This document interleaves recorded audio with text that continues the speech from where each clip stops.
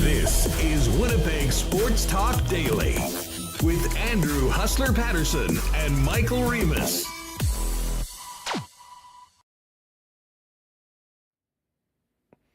Hey, what's going on, everyone? Hope you had an awesome weekend. What a Saturday it was for Winnipeg sports fans.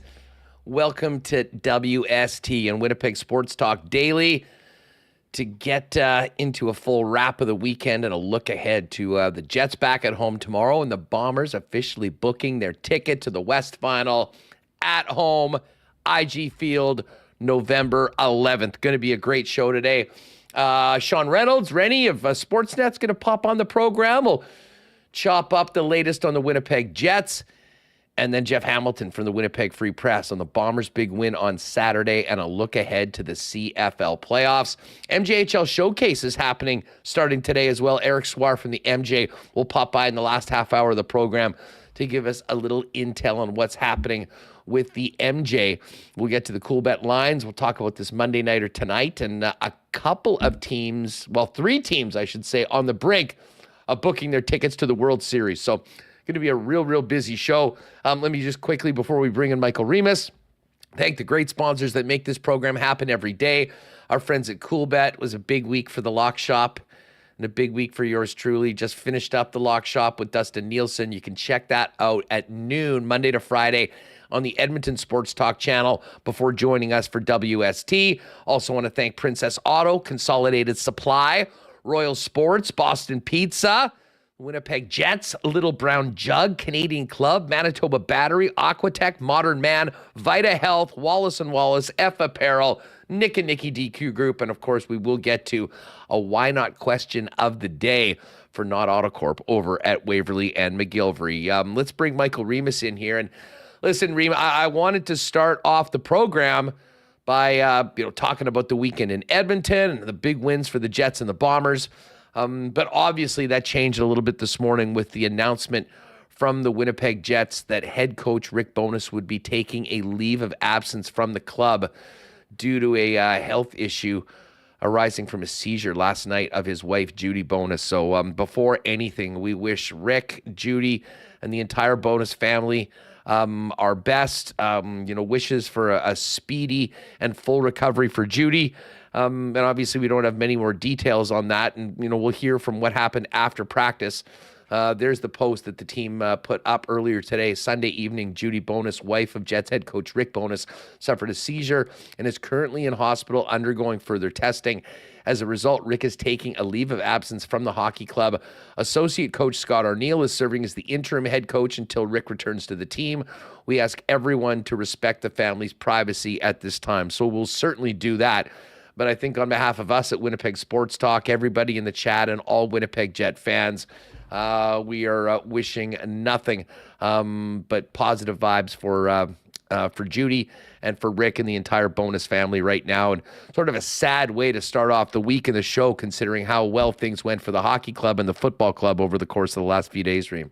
Yeah, I was looking forward to the show today. It's certainly a great time of year. The CFL playoffs are pretty much set here, and we have World Series almost underway, NFL, Jets getting a big win over the weekend, and you could debate if it was a must-win. I think maybe it was a can't-lose. I'm not sure against Edmonton, but seeing this tweet today, you're just wishing all the best and a healthy, speedy recovery for Judy Bowness, and Rick Bowness will take all the time that he needs, and kind of reminded us of last year when he had to take some leave due to illness. And Scott Arneal does have experience stepping in, and I'm sure they won't miss a beat with him as head coach. Yeah, listen, the team's in great hands. I mean, to have someone like Arnie as experienced as he is, both as a head coach, but also as an assistant and associate coach in a number of spots. His incredible time being the head coach here with the Manitoba Moose. I don't think there's really any concern about that. It's more just a human concern for Rick, Judy, their family right now. And, we'll hope we'll have some good news in the next few days on that. But as, the Jets expressed in that press release, they'll get all the privacy they need, and we'll just have our fingers crossed. We'll continue having good thoughts for Judy and hope that there is good news coming forward. Listen, we'll get to the Bombers in a minute. I guess just starting off with Rick and the Jet situation, we can start there. And Remo, I love the must-win / can't lose analogies, because this was a game that both teams needed to have something to show for it. And I guess in the standings they both do, but the Oilers, and I can tell you being there, there was... normally, I think in other situations, they would have been really pissed off about the blown lead and the way they let that game get away and the Jets get back into it and losing in overtime. But I'll be honest, I was, surrounded by Oiler fans and with a bunch of Oiler fans after the game. And the game was almost secondary to the fact that Connor McDavid was missing in action in overtime. And it was one thing when Draisaitl went out without McDavid to start it off, and you thought that was a little weird. But the Jets were starting, I believe, with Adam Lowry, so maybe they were looking at, a matchup.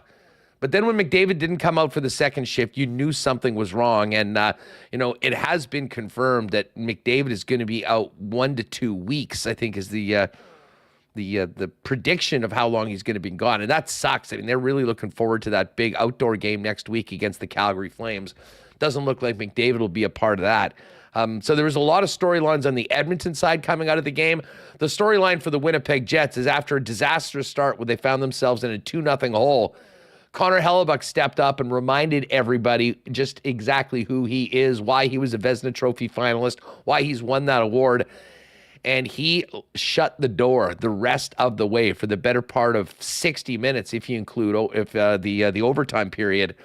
And obviously charmed a lot of people with his interview on After Hours last night. But a gutsy comeback, because that game, I've been to enough games on the road that have gotten away on the club.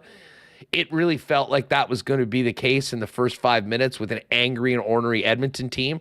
But credit to the Winnipeg Jets, starting with Connor Hellebuyck for getting back into that game. Big goal by Josh Morrissey to make it a 1-goal game going into the second period. And I thought the Jets got better for the most part throughout the game, although certainly there were periods where Edmonton definitely pushed. Can't say enough about the penalty killing. Being in the building, every time those guys go over the boards and on 5-on-4, you're just sort of expecting the worst. And it didn't happen. And a lot of guys had a big piece in that win. Not myself. I know I've been accused of being the guy that was the sleeper cell there to start the wave at 2-2 in the third period. I wasn't starting it, but I did live bet the Jets right now, because the wave curse is undefeated. And at that point, I felt a lot of confidence that the Jets were going to win. Yeah, what a game. And it did not look good for the Jets starting out. What you had Darnell Nurse walking down the pipe after great passing between McDavid and Draisaitl, ripped one past Hellebuyck. Evan Bouchard, again, recipient of some great passing from McDavid and Draisaitl, and he bombs when the Bouch bomb from the power play. But then, Connor Hellebuyck started heating up, stopped Warren Foegele on a breakaway, and the Jets were getting outshot 8-1. And you're like, oh man, they don't put a stop to this. This could get pretty rough here. But Hellebuyck continued standing on his head in the end, stopping 38 of 40. That Josh Morrissey, goal at the end of the power play was absolutely huge, because, as poor as it was going, they were still only down a goal, and Hyman had a breakaway. And, second period starts, Edmonton's outshooting the Jets 19-6. You're like, when's the dam going to break here? And it absolutely didn't. And the Jets had some chances there. Kupari, Ehlers, Kyle Connor missing a wide open net on the power play off a nice one-timer opportunity, but eventually, it was the other goalie, Stuart Skinner, making the mistake going to play the puck, and Iafallo, moving up to the top line. And we kind of said Friday, like, hey, Iafallo, he's played in the top line in LA. He's definitely earned a shot here. and he makes an impact on the penalty kill. And shout out to Nemestikov. There's a lot of still don't know how he got a stick on that one. He just had it on the ice, battled through. So, they were able to pull out the win. Some great passing in overtime. Huss, that was well done. It's kind of funny. We said, the Jets needed, but their goalie had to play better than the other goalie. We hadn't seen that for a couple games, and we saw that on Saturday. And hopefully we can have a game where the team plays well and they get the goaltending, because it was funny, Jets have played so well in some of those games, didn't get the goaltending. This game, they don't play as well, and Hellebuck to the rescue and puts the team on his back. So it was, they got the 2 points, and that's what they needed. Yeah, listen, that we knew the situation the team was up against going in to play probably a pretty ornery Edmonton team that had the identical 1-3 record, that was coming off, a loss to the Philadelphia Flyers, that terrible start with the back-to-back losses against Vancouver, and they were certainly the better team to get going. At one point the shots were 20-6 in favor of the Edmonton Oilers. But the Jets did, and you know what? They did make some changes. And you mentioned Alex Iafallo. And I know there was plenty of discourse about, is Mason Appleton the right guy to be jumping up in the absence of Gabriel Velarde? It didn't go particularly well in the first game, and it started off very poorly on Saturday night. It was Appleton that was sort of caught himself out of position from my perspective, vantage point. Allowing Darnell Nurse to go in and, have that free reign with that massive clapper right from the slot that beat Connor Hellebuck. And it didn't take very long for them to make that switch. And next thing you know, Iafallo was playing with Scheifele and Connor. Iafallo, he has just been so impressive.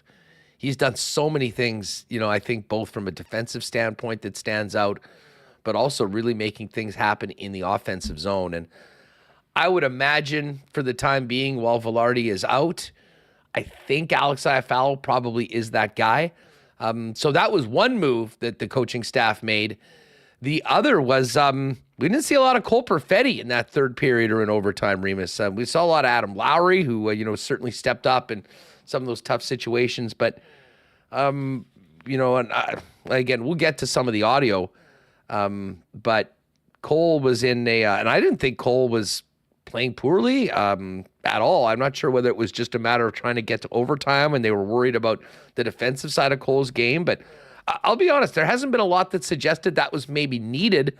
But again, it's a result-based business. They got it to OT. They got the win. So, we'll see what that means for Cole's role going forward. Still a very important part of that second line, along with Ehlers and Nemestikov. Yeah, and I think you might even be able to make a case maybe even be the third line with the way Lowry's on his play, him and Niederreiter and Iafallo, and then I'll make that case right now, to be honest with you. So, Perfetti, it's not like he was on for a goal against there. I don't know, but they think the game was getting too rough and wanted to keep him fresh.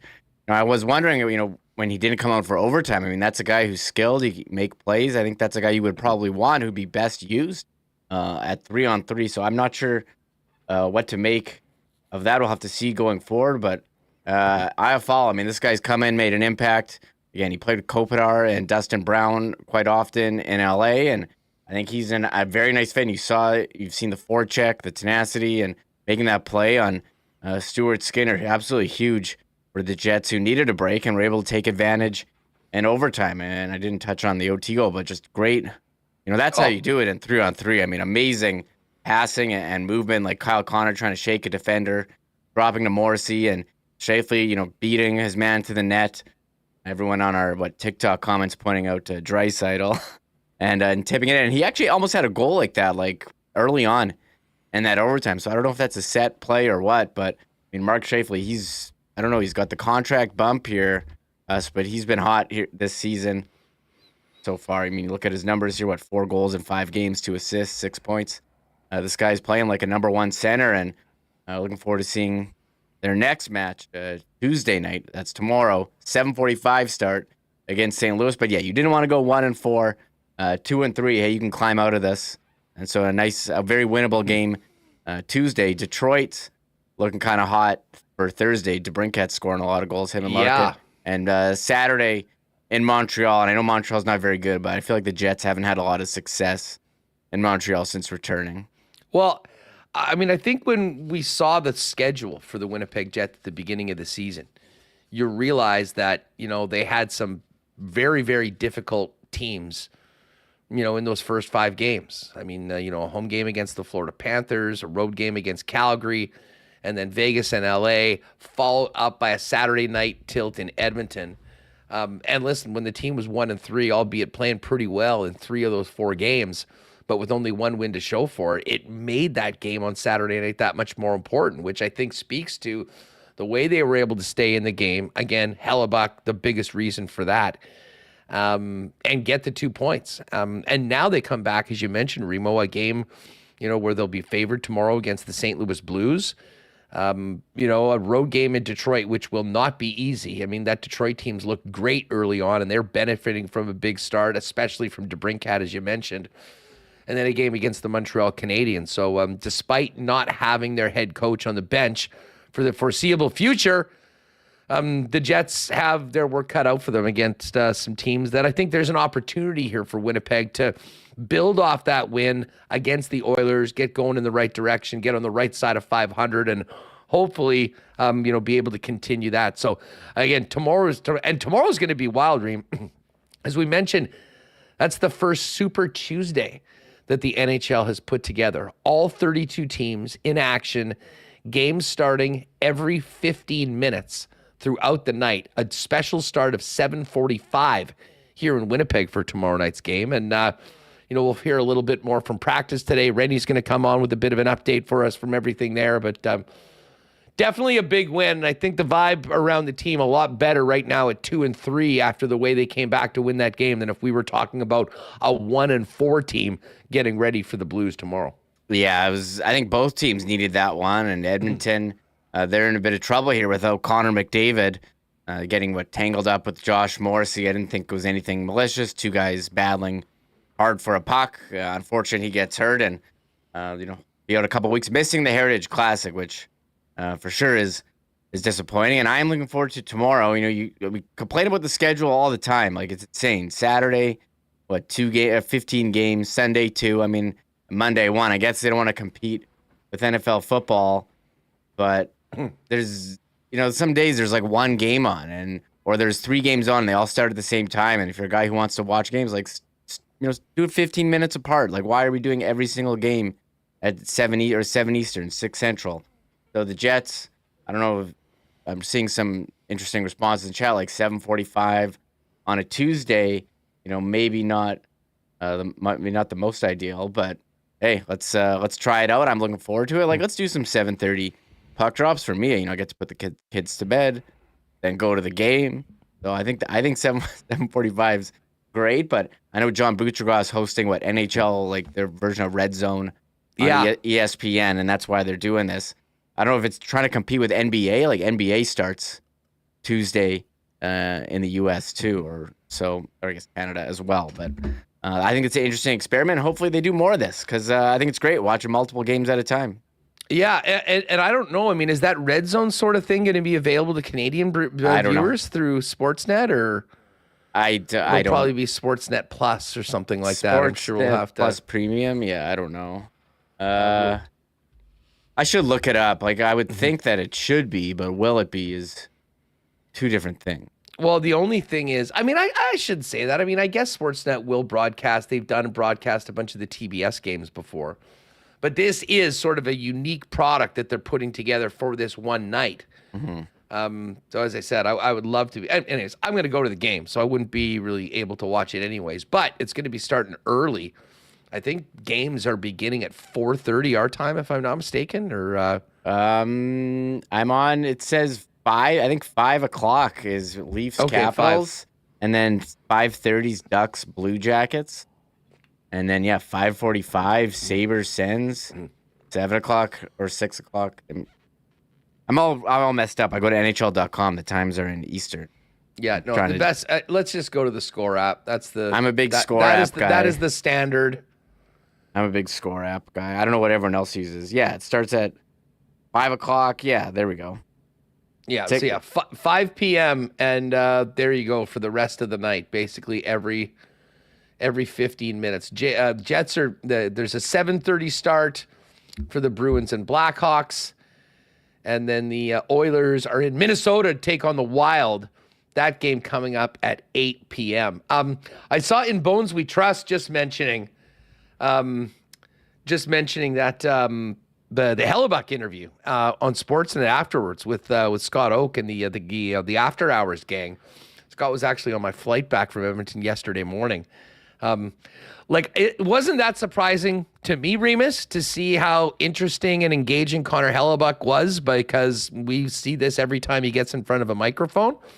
But it was interesting to see the comments from people outside the market of just how impressed they were with Connor sitting down with the team after he had such a big role in the Winnipeg Jets comeback win.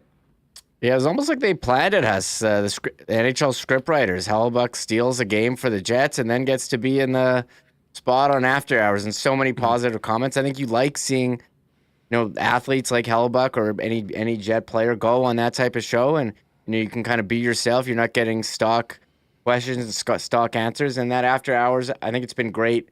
I don't know how long has it been on? It must be at least 10, 15 years, them doing that, and so many laughs and great insight. So, that was blowing up on social media too. Everyone's like, wow, this Hellebuck interview is great. But we know that we've been huge fans of his microphone skills for a while on the program. Yeah, no, it was great. Anyways, I know Sportsnet has put it up on their YouTube channel. So if you haven't seen it already, I think you'll really enjoy it. Maybe we'll even grab a clip or two of it at some point on Winnipeg Sports Talk. We will get to a couple. Actually, you know what? Let's just play this, because Rennie's going to come up right away, Remo. But let's just get to this first clip from Rick Bowness, because we're going to be talking about Rick, his situation, but also the game on Saturday. This was Bones after the 3-2 overtime win in Edmonton last night, with his thoughts on the Jets coming out of Edmonton with a big 2 points. Yeah, well, that first 10 minutes was a little ugly. But what I like about, we lost that first 10 minutes badly, but we recovered and we started to skate. I thought we were way too much on our heels, giving them way too much respect early. But then when we started to skate, we started to turn things around a little bit. That obviously that power play goal by Mo was huge for us, gave us a big boost, and that carried us into the second period. So I was very happy with the second period. That was a great effort by Alex, and I'm glad to get that shorty. We've played better than our record, and the last 50 minutes plus overtime showed that that's the type of team we want to be. All right, so there's Rick. And again, if you're just popping in late, Rick has taken a leave of absence to be with his wife, who's in hospital right now after an incident last night. And obviously everyone's sending only the best thoughts to Judy right now in her recovery, and Rick and the rest of the Bonus family.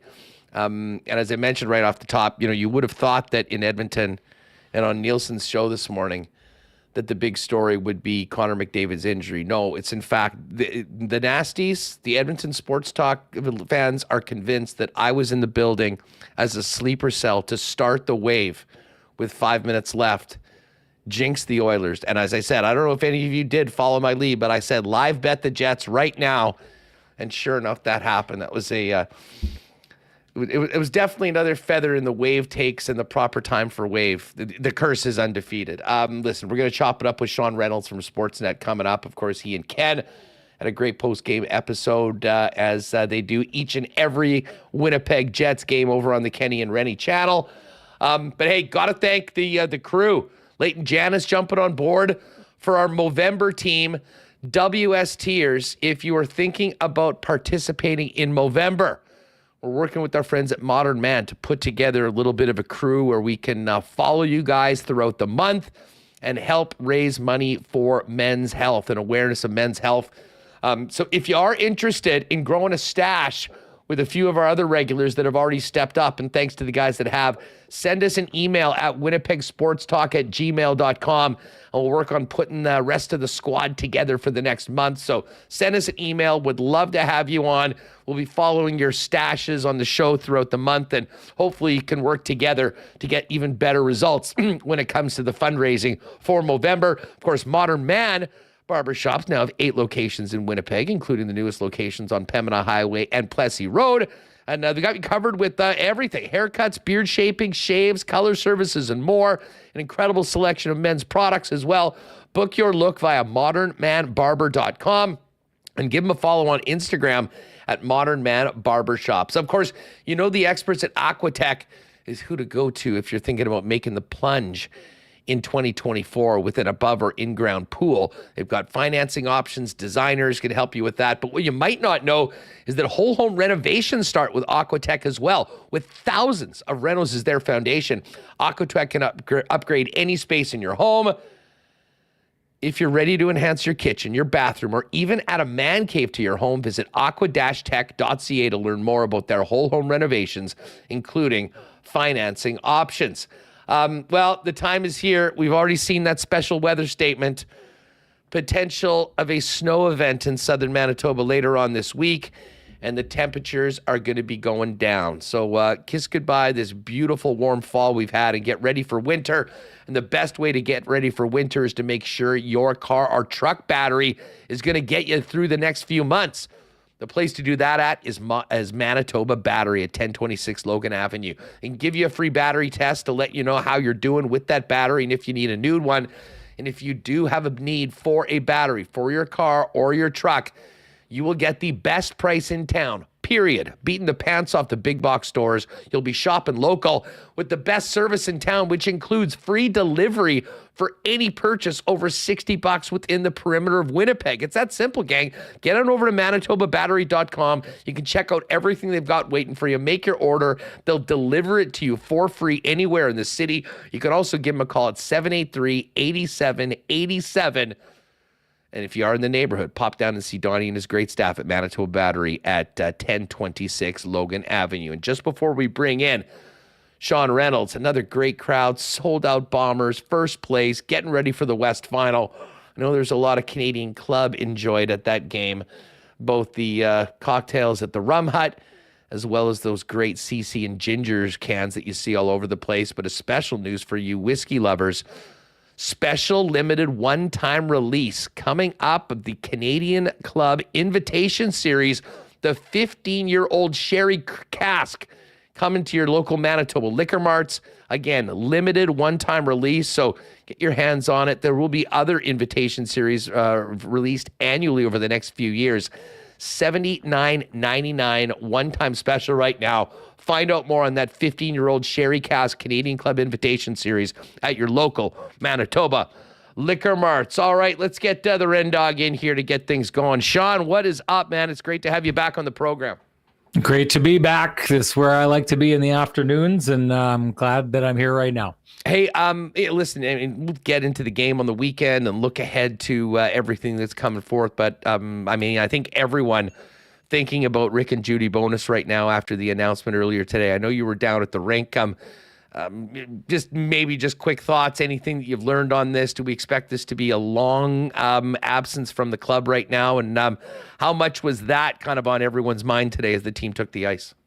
I think that was the thing on everyone's mind today. I mean, the one thing about that you've learned about Rick Bowness, never mind how you cover a team, how you cover a coach, all those different kind of things. He's just a quality human being, treats everybody with a lot of respect. And I know this from, I knew that what Winnipeggers and the media here and everyone was getting when he came here, because I dealt with him, back in, 2015 when he was an assistant coach with the Tampa Bay Lightning, when he was a head coach with the Dallas Stars. Rick Bowness is putting all the things aside. I'm sure media irritates him at times, and maybe fans get frustrated with him at times, and however it goes, I'm sure he's been irritated at me a number of times.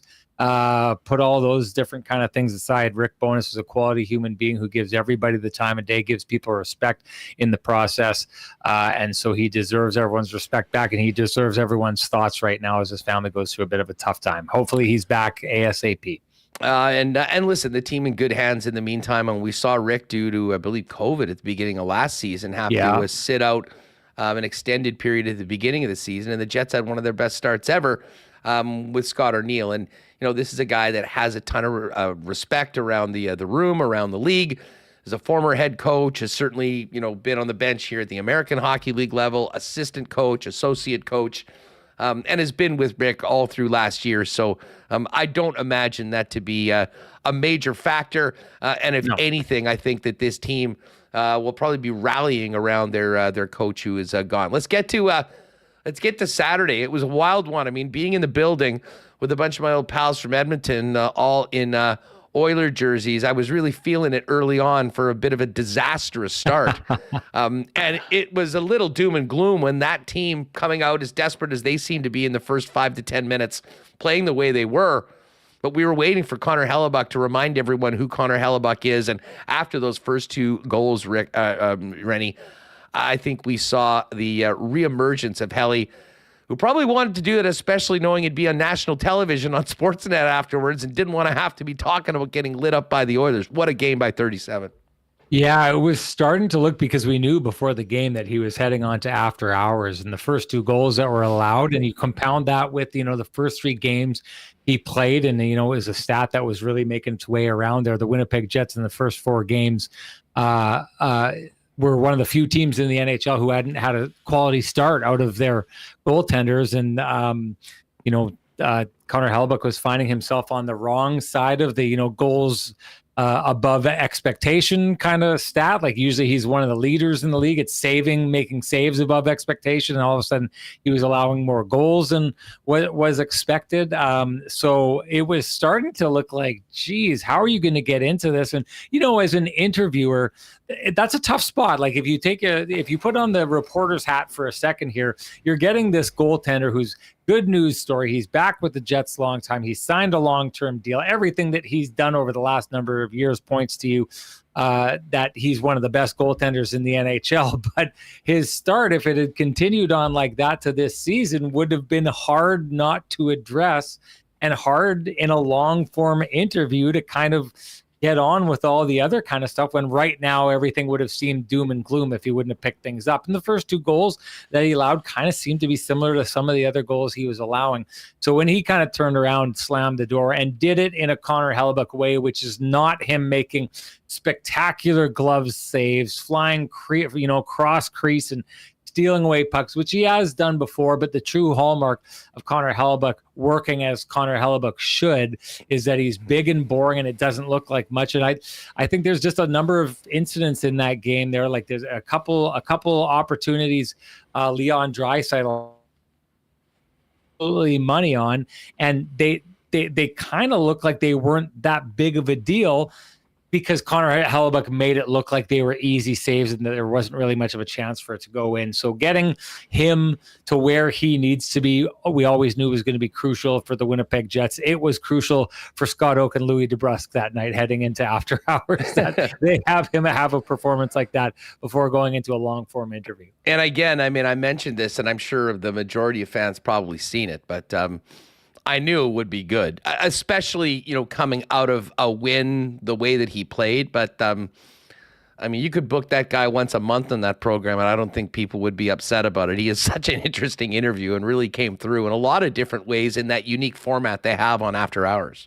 Yeah, and I think one of the things about Connor Hellebuyck is he's always interesting, right? Like, we get him after a game, and that Scott Oake had touched on it, the idea of he'll allow goals and he'll have bad games, and he'll be like, I like that game. And like, he's always got this interesting perspective and this uber confidence, and these, sometimes he'll be like, I don't like that question. I'm not gonna respond to that question. I'm gonna say it's like this, or however he does it. He's got a unique style. But what I think is that when you get Connor Hellebuyck, you get that Connor Hellebuyck intensity quite often in interviews, but when you get him into the long form, he seems to get more and more relaxed as the interview goes on, and you really start to see a little bit, of the behind the scenes thing. Like, I love the stuff about, how he celebrated, and he's like, well, my kids, made a sign and we did this and we did that. I celebrated just like any other father would. Like, Connor Hellebuyck is not a normal human being. He's far beyond that in the way that he prepares and is so focused and has this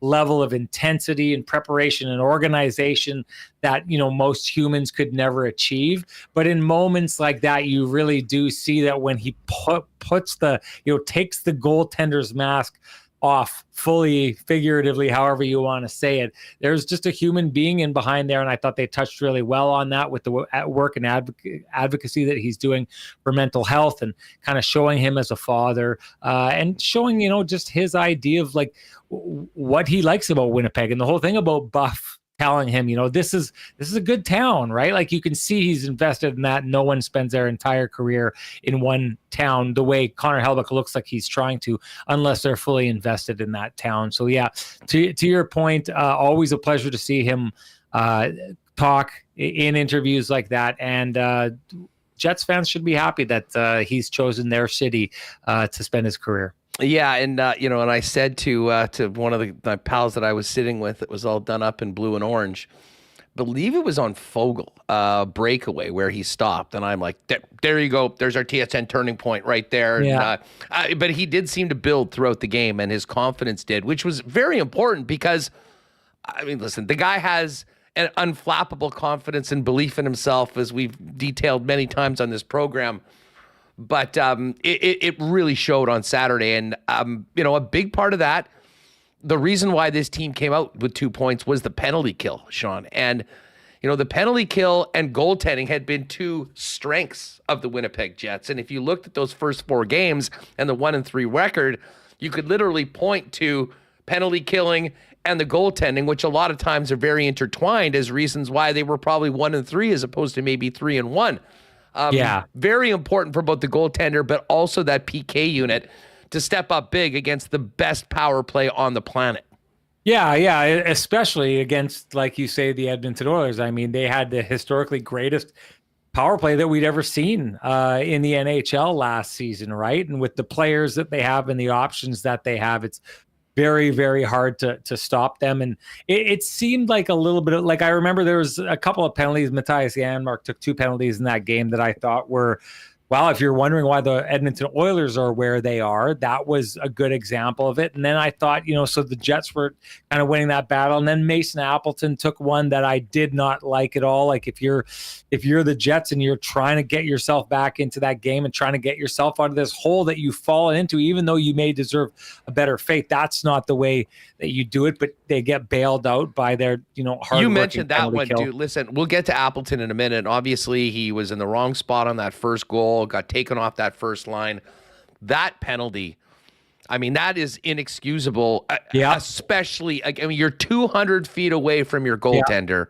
Yeah. And to take a penalty that just hands an opportunity to Connor McDavid and Leon Draisaitl like that, I mean, you just can't do that. And that for a guy that had already been sort of in a rough position from where he started at the game to where he was, I don't think he helped his cause there in the eyes of the coaches.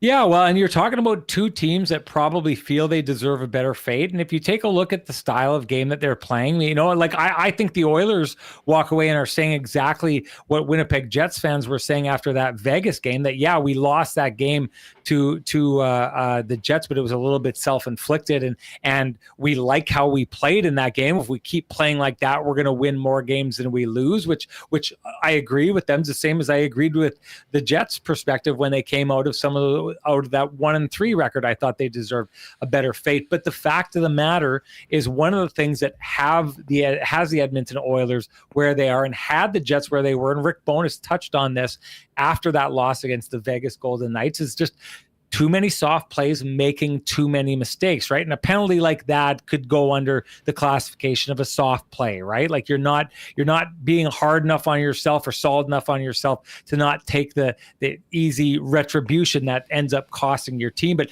the one thing I do really think that the Jets owe that victory to is they had been the better team in a lot of the games they played earlier in the year, but they'd been the more mistake-prone team. They did that against Calgary, and they ended up losing points because of it. Well, in that game, it was clearly the Edmonton Oilers who were the more mistake-prone of the two. I think, while if you're the Jets, you take a look at that and you got outshot, and I do think that the play was carried quite more often in that game by the Edmonton Oilers. So I don't think that game is an example of the Jets having their A game right on, and that's the blueprint by which they follow to wins.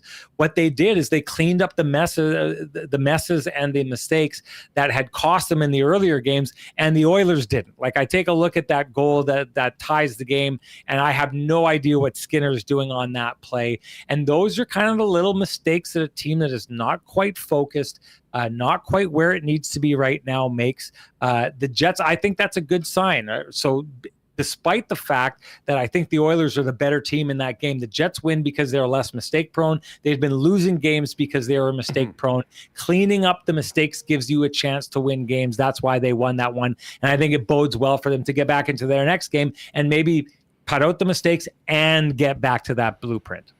You know, Sean, listen, Adam Lowry line, and you know, I think with Niederreiter and Iafallo, you could have almost made an argument, and I basically did on this program, that may be Jets line number 2.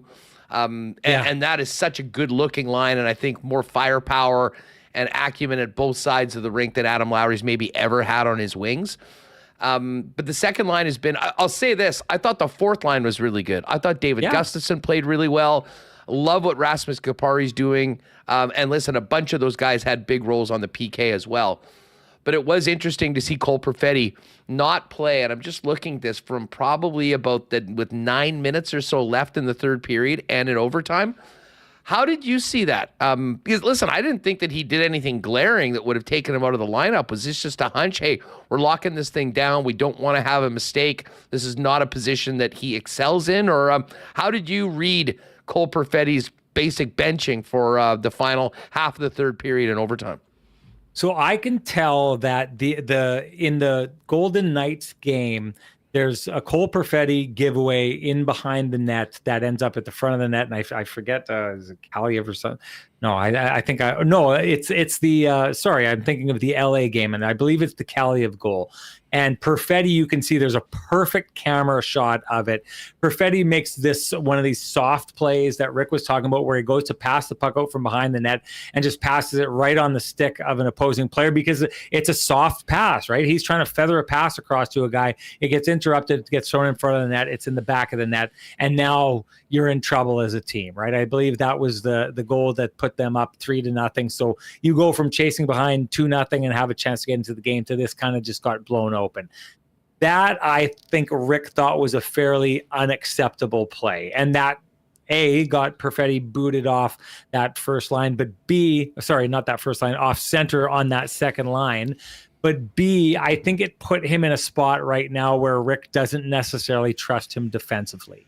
And to your point about Gustafsson and Kupari especially, I mean, they're going out and they're making it happen defensively. And Adam Lowry's line, they're going to be okay. And the way that Mark Scheifele is playing right now, he's sure is a force of nature, the way that he's competing and knocking guys like Pierre-Luc Dubois off the puck and knocking guys like Leon Draisaitl off the puck. I mean, he's competing. And I just think in a situation like that, where that game was that tight and the Jets really needed to get back into that game, right? They needed to make sure they didn't blow it late. And I think everyone was expecting, I know I was, and I think that's why it stood out so much that Connor McDavid didn't play for the last 5 minutes. I think everyone was just expecting this Oilers push, and for 3 or 4 shifts with 6 or 7 minutes left in the game, Connor McDavid would come out and just absolutely terrorize the Jets. And I just think that Rick Bowness in that moment thought we can't have one of these plays. And I don't think it means that in the future he's not going to trust Perfetti, but I think he needs to see certain things and certain markers in his game right now to completely and fully trust him. And there's just too many other guys to trust in that situation right now. So I agree with you. There wasn't a play like we saw in that LA game where Rick was like, that's it, you're out of the game. Sometimes when you're a young player, that mistake can be made a couple of games ago, and the ramifications of that mistake will carry over from game to game until you earn that trust back. And I think Perfetti's in the process right now of earning trust back. Now, one of the guys that's been a difference maker all season long has been Alex Iafallo. He, of course, made the play on the crazy gaff by Stu Skinner to set up Nemetsnikov to tie the game, but also was elevated in Appleton's spot early in the first period to play with Scheifele and Connor, with Balharry out on the rack for the next 4 to 6 weeks. Here's a quick clip from Rick Bowness on Iafallo's performance on Saturday. He just keeps working out there. And again, that's why I moved him up on the right wing. Didn't bother him, just kept playing his game. That's how he plays, and that's why he's so valuable to our team. Regardless of left wing, right wing, killing penalties, power play, he just plays his game. He's a hockey player. He loves playing the game. He's very reliable, and you saw him block some shots out there. He does a lot of things that help your team win. You know, Sean, we'll be talking about this Dubois trade for a long time around these parts. We saw the great start that Balharry had with Scheifele and Connor, the really unfortunate injury against his old team, the Los Angeles Kings. And now Iafallo gets the bump up. He has been all that was advertised and more, and along with Kupari. I mean, both of those players have had big impacts early on to this Jets season. But in particular, how did you like Iafallo in that role and just his contribution to the Jets so far through this first 5 games? Well, on that first line, I think it'll take some time to kind of figure out the way that those two players work, and Kyle Connor and Mark Scheifele. I mean, you can see when those guys work in a specific way, they're like symphony conductors, and we saw it on the game-winning goal. Dare we say snake charmers? Well, that was most definitely snake charmer offense. And on Kenny and Rennie, I'd made the case that there's a time and a place for that. It's not when you're trying to grind to get to the playoffs in the last 32 games of the season, but in 3-on-3 overtime, which is an artificial situation, it's most definitely the time to send your guys out and allow them to do that. That looked gorgeous.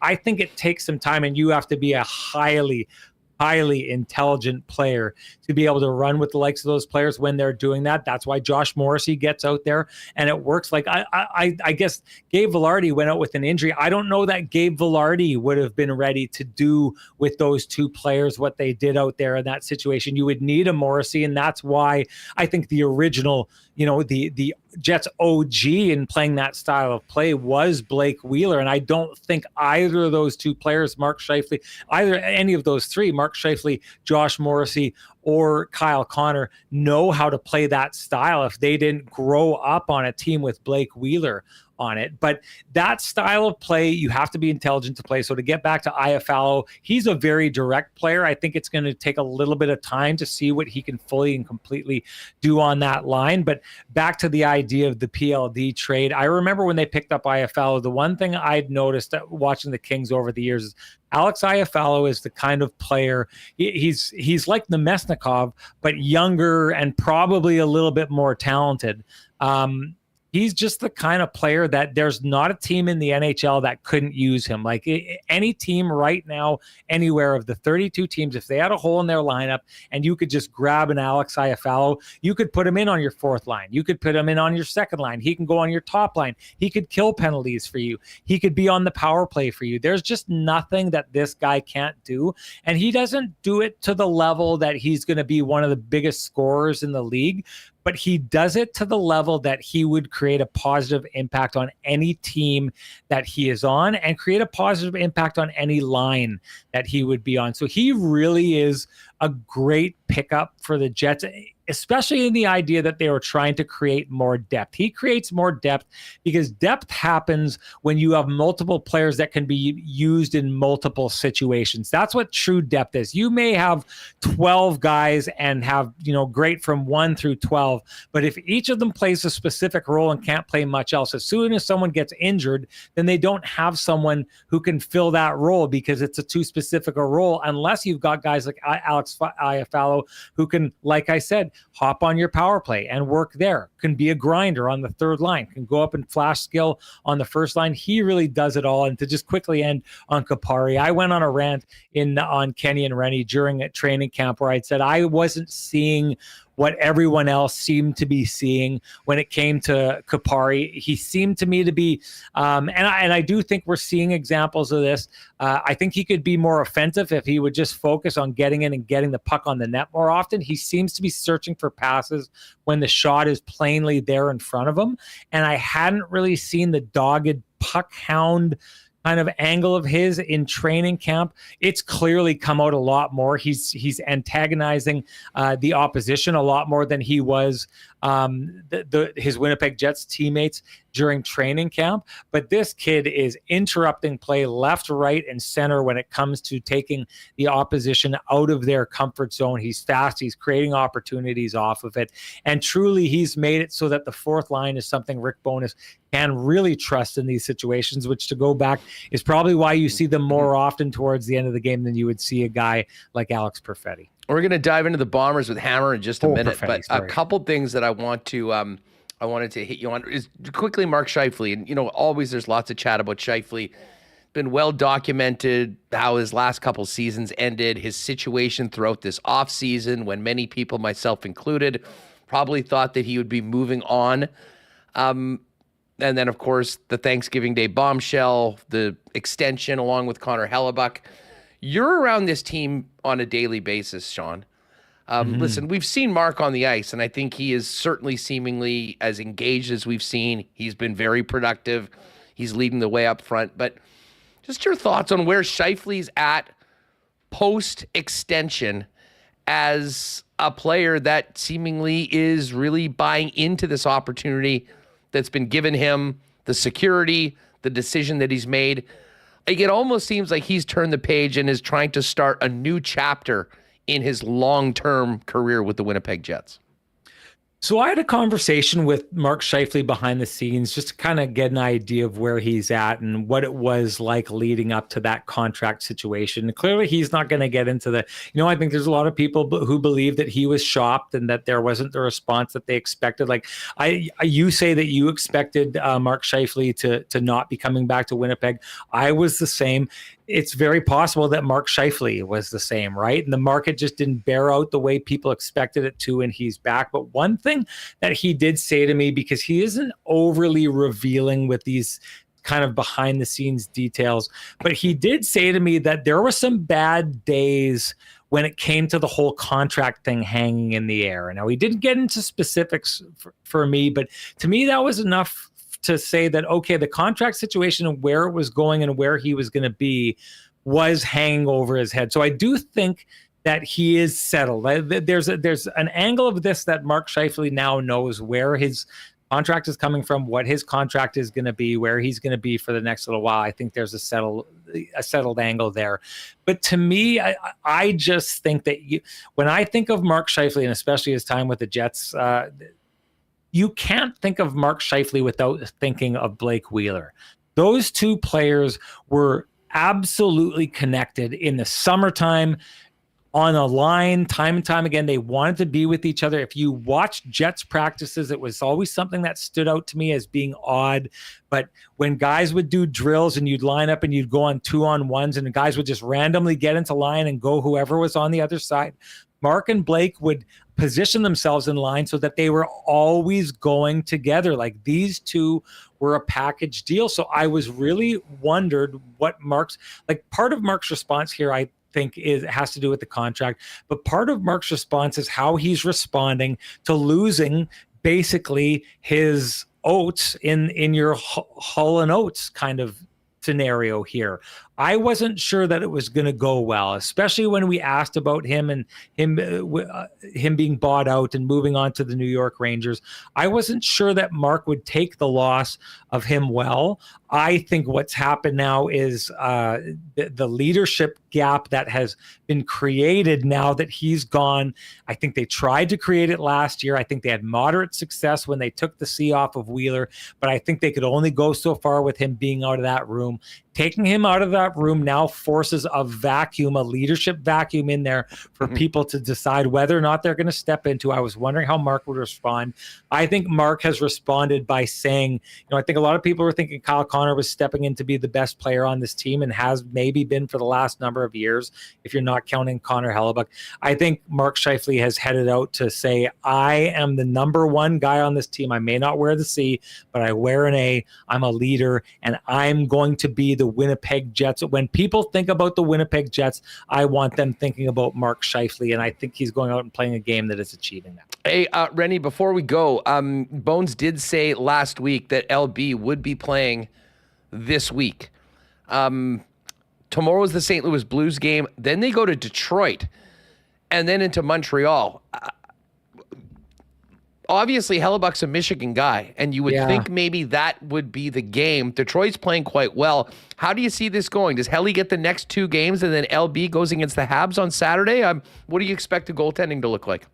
I would have traditionally or typically said that I thought Brossoit would have gone in against Detroit, but like you said, it's their hometown team. I don't think you can take Hellebuck out of the net for the next game after what he did in this last game. So I would fully expect in Montreal, that's where we'll see Brossoit. And then the game after that on the Monday is the Blake Wheeler return game, which I think guys like Connor Hellebuck are going to be excited about as the New York Rangers come into town. So I would expect him back in the net for that one. So yeah, I would say the next 2 go to Hellebuck. Brossoit gets the one on the weekend, which is, you throw a guy a bone, you throw him on Hockey Night in Canada. He gets the national audience in that situation. But I think the next 3 games, the 3 games that you give to Hellebuck are more meaningful for him. So that way everyone gets a little bit of meaning in their start, and you kind of round things out the way they should be. Rennie, always great having you on the program. Keep on killing it with Kenny after the games and doing your thing at SN. And we'll look forward to doing this again real soon. Thanks for your time, pal. Anytime. Thanks for having me, and say hi to Hammy for me. I certainly will. Yeah, Jeff Hamilton coming up in just a second. Great stuff with Ren. And, of course, tomorrow the Jets are back in action on home ice. 7:45 puck drop. That's the only time this year. Again, it's part of this Super Tuesday with every team in the National Hockey League playing in staggered games throughout the night. Of course, single game tickets are available for that. The other big game coming up will be the following Monday, October 30th, against the New York Rangers, and the return of Blake Wheeler back to Winnipeg. So if you haven't already, if you're one of the folks that have maybe had tickets or not, thinking about getting that one, got a couple good ones coming up in between this quick 2-game road trip to Detroit and Montreal. And you go to winnipegjets.com for more information on single game and package tickets for the home team. Want to thank our friends at Vita Health Fresh Market, as always, for their great support of Winnipeg Sports Talk. If you're looking for great prices on natural and organic supplements, beauty products, groceries, and Winnipeg's largest selection of local products too, get on down to one of 6 Vita Health Fresh Market stores or shop online at myvita.ca. Fully shoppable website. If you get your online order in by 11 a.m., you'll get it delivered that same day. And right now, get a free gift when you place an order of $100 or more at myvita.ca. And don't forget, this month, Health First Ashwagandha Supreme, known for its stress-lowering effects and reducing anxiety, cortisol levels, and stress-related food cravings, is on sale all month at Vita Health Fresh Market. Family-owned and operated since 1936 and empowering people to lead healthy lives. 6 Winnipeg locations and online at myvita.ca. Yeah, of course, our friends at Wallace & Wallace are the fencing experts in Winnipeg. And since 1946, you've seen their fences and trucks all over the city. What you might not know is they're also the leaders in overhead garage doors. And that overhead garage door had a lot of ups and downs this summer, getting you and your family to all that summer fun. But the garage door is about to work a whole lot harder because winter puts much more stress on it. The right time to prevent downtime this winter is now. Call Wallace & Wallace to book your inspection and maintenance service. Call today for residential and commercial overhead door sales and service. There's only one name or 2 you need to know, and that is Wallace & Wallace. And hey, the snow is coming, folks. And man, the next thing you know, the holidays are going to be here. How's the closet looking? If you kind of look around and realize you need to up your menswear game, there's only one place to go, and that is down to F Apparel at 190 Smith Street. Custom suits beginning at $400, along with chinos, golf pants, custom shirts, both tucked and untucked styles, and an incredible selection of menswear accessories. And don't forget, if you're getting married or in a wedding party, talk to the fellas at F about a 15% discount when the entire wedding party gets their suits at F Apparel. You can go and see them at 190 Smith Street downtown, find out more online, or make an appointment at F, that's EPHapparel.com. All right, let's get to the Western Division champs again, the Winnipeg Blue Bombers, with our go-to guy, Jeff Hamilton from the Winnipeg Free Press. Looking good today. A little shirt-sweater combo today on Hammer. Podcast listeners, this is what you're missing out when you don't join us on YouTube. What's going on, Hammer? How are you?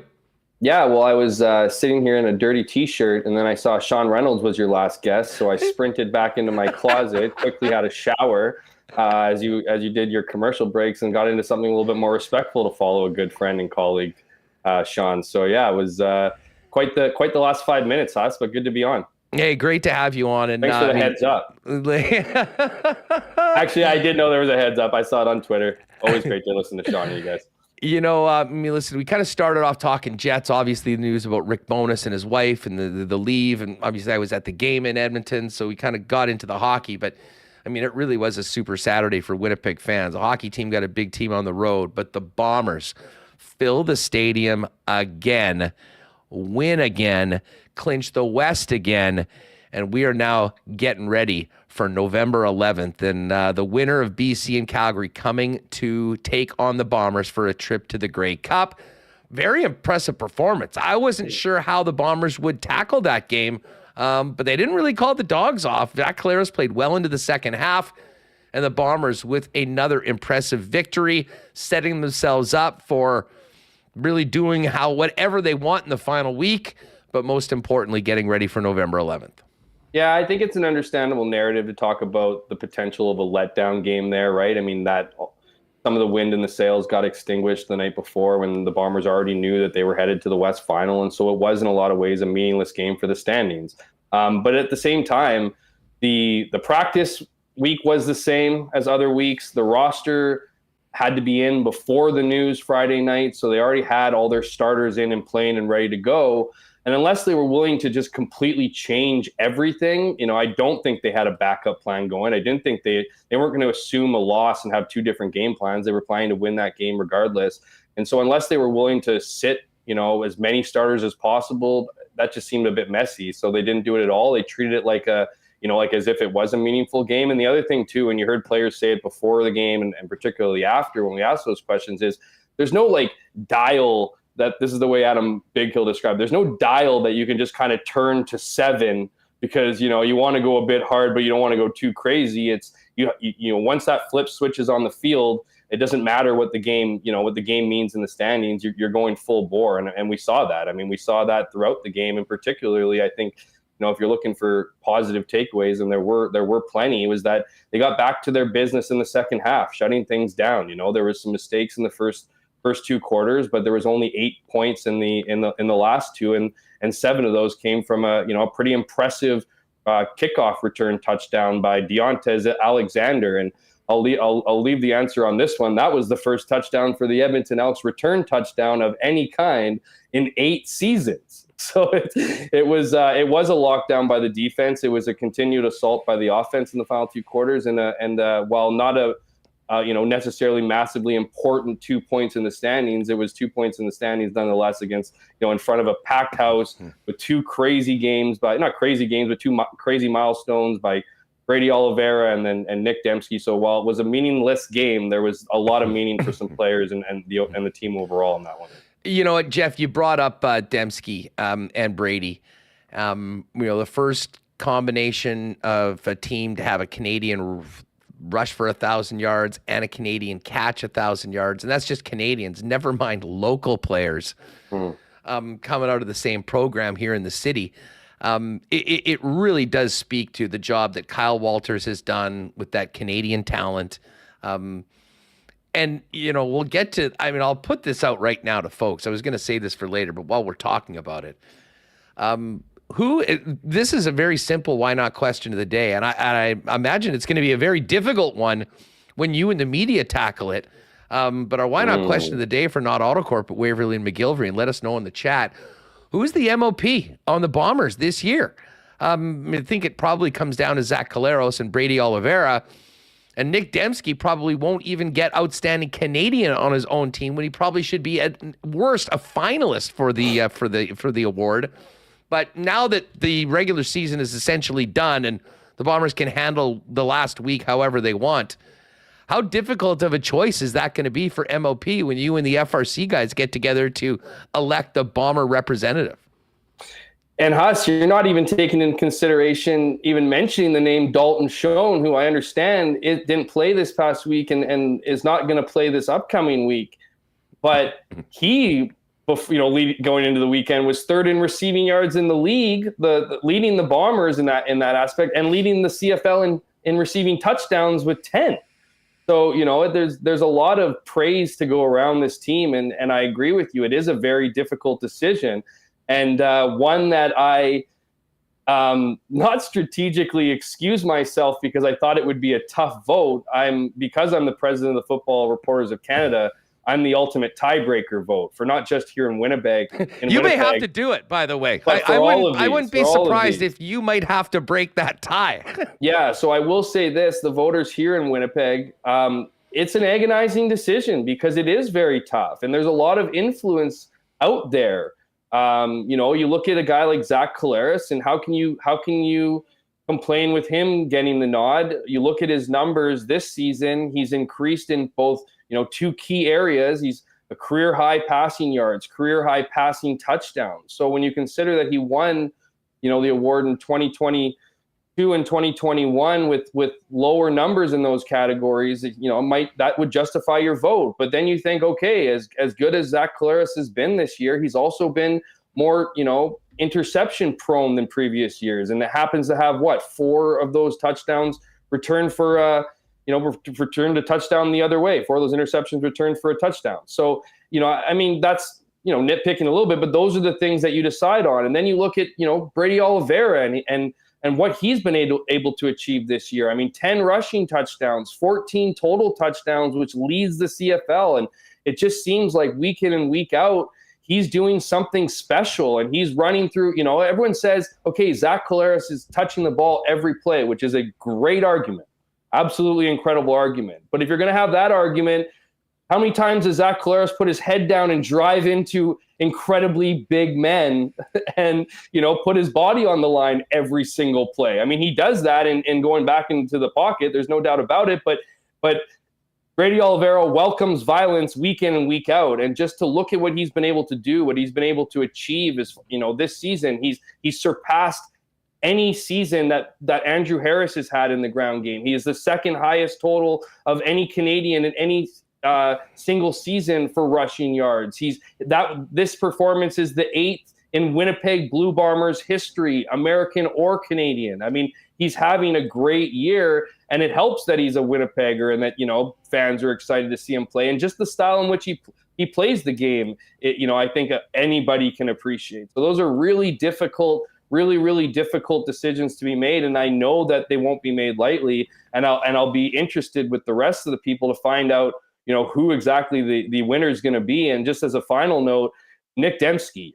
This guy was sitting on 999 receiving yards when he went to the back room, and don't think for a second he didn't know that he was sitting on 999. And that wasn't a motivating factor for him to get his can back in the game and get over there, because as much as he's been publicly saying that it's not his focus, it's not his main focus. His main focus is to do whatever the team wants him to do. That is evident by all his 7 years in the CFL. But this year, when you talk about great receivers, when they talk about receivers who will go into the Canadian Football Hall of Fame, they talk about certain benchmarks. And if you're a receiver that does not hit 1,000 receiving yards in your career, I just don't know how you reach that threshold. So, as much as Nick was saying it's not, wasn't his focus and yada, yada, absolutely it was something that was important to him, something that he wanted to achieve. And when you look at this season, it's not like he hasn't been as effective in previous years. The number one thing this season has been his health.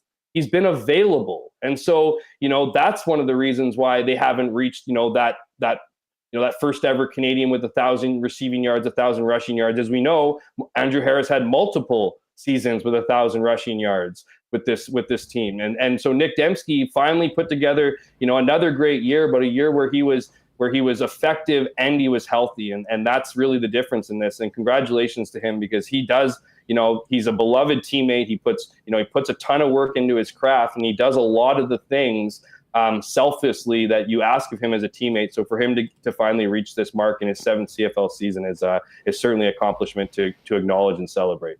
Yeah, I wonder if this conversation would be different if Zach wasn't the back-to-back MOP.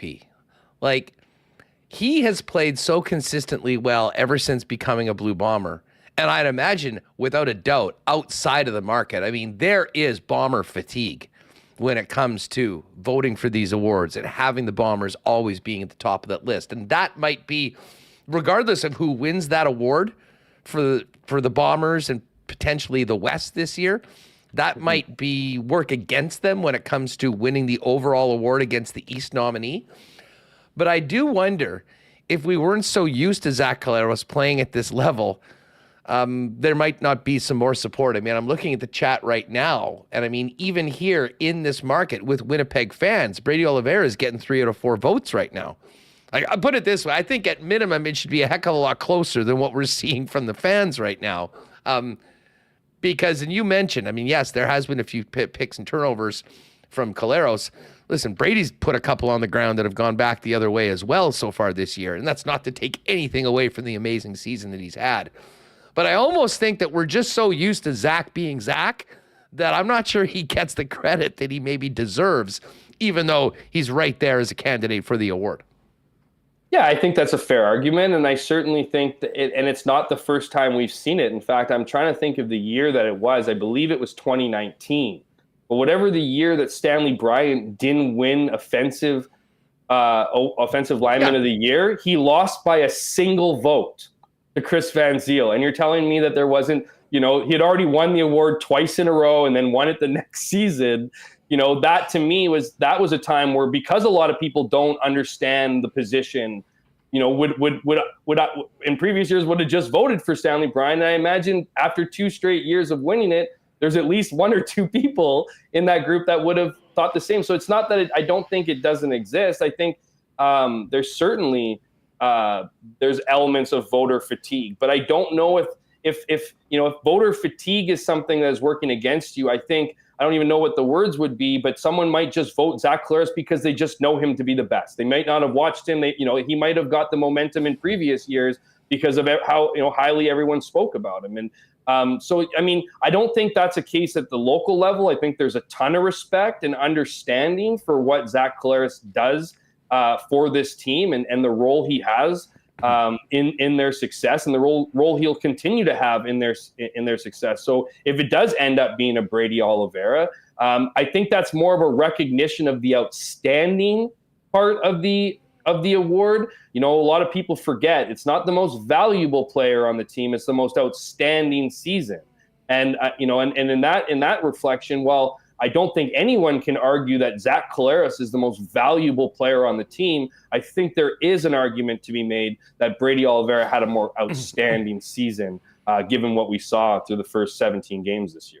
Yeah, no, that is definitely fair, and that'll be it's a fun conversation to have, and it's a great conversation to be able to have if you're a Bomber. Well, you know what? I think I have been in the camp that Zach is still the guy. And based on, what he's done. But I'll say this, and I think maybe you just made a very key note that I need to consider. We're not talking about the most valuable player. The wording of this award is a little different. And I think because of that, to me, it is incredibly close. I do think that rushing in a lot of ways is also more of a team stat. Like the offensive line of the Winnipeg Blue Bombers is a massive part of that. But at the same time, you almost deserve to maybe consider a player like Brady even more for that award because of everything that goes into it. And because it's not the O-line's job to give the quarterback time to throw the ball, and it's not the receiver's job to catch and make plays. So, that would I would say that a quarterback, especially a quarterback like Zach, that makes so much happen when he is out of the pocket or around. I would just say that if best when he's doing that, so that's even more of an argument. Exactly. But listen, it speaks to just how damn good this team is and how they're built that we can maybe take away from a guy that's having such an amazing season because he has such incredible teammates, or in Zach's case, a world-class receiving core. To me, put it this way, gun to my head, if I was in your position having to make a potential tie-breaking vote, it would be really difficult because as I still maintain that Zach, could you win without Zach? Could you win without Brady? I'd want the quarterback playing in a big game a lot more than a running back. It's hard, not that you'd want to diminish, but it's hard to overlook the amazing season that Brady's had. And the thing is, it didn't start particularly great. He's got better and better throughout the year. That running game has gotten more important, and that running game is going to be very, very important come an outdoor game in November here in Winnipeg. Hammer, you mentioned Dalton Schoen. I'm sure you've been doing plenty of digging. We saw him in the walking boot on the sideline on Saturday. I won't put you on the spot with a yes or no, but what are the chances that Dalton Schoen misses or plays the game in your mind right now from what you're hearing? Because, I mean, I have seen some people saying he's out for the season. Certainly that hasn't been confirmed at all by the Bombers, but it's pretty clear that this could be a challenge to get him back even close to where he has been all season long for the biggest game of the year. Yeah, so as I kind of mentioned before, not going to be in this week in Calgary. I think that's quite obvious. Why would you play him in a meaningless game? But I don't agree that he'll be, that he's been ruled out, that he won't be playing. I mean, and part of that is a little bit of what I've been hearing, but a lot of it has to do with, recent history. This is a guy, Matt Nichols, what they did for him leading into the playoffs, the guy could barely walk, and he was in a triage essentially in the hotel room to get him ready to go. Those years ago, there was Zach Collaros, who went through a pretty serious ankle injury leading into the Grey Cup. And I guess my point is, my point here is that when it comes to injuries where it's not season ending, where they don't just come out and say this guy's gone, and I don't think that's the case. I don't think this is the Winnipeg Blue Bombers knowing that, like he has a pulled Achilles or something like that, and there's no chance for him to come back, and they're just not saying anything. I definitely don't think it's that. I think it's one of those, they're hopeful. I don't think it's an easy situation. I don't think time is necessarily, on their side or a benefit.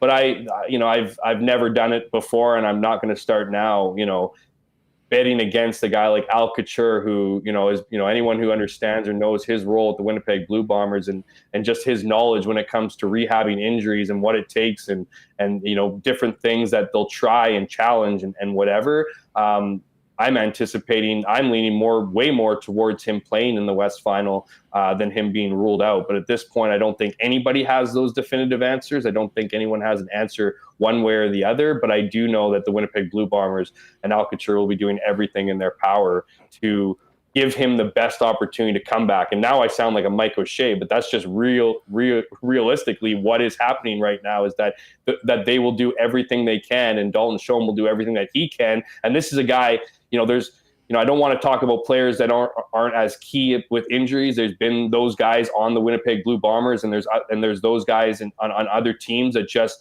don't seem to put in the time and effort in injury rehabs to get back as soon as possible. Dalton Schoen is certainly not a guy on that list. He's known as one of the hardest workers in the locker room. He's had that attitude and work ethic since the moment he got here last season, and you've seen that in the results on the field and just how dynamic he's been. He's arguably the best receiver in the CFL.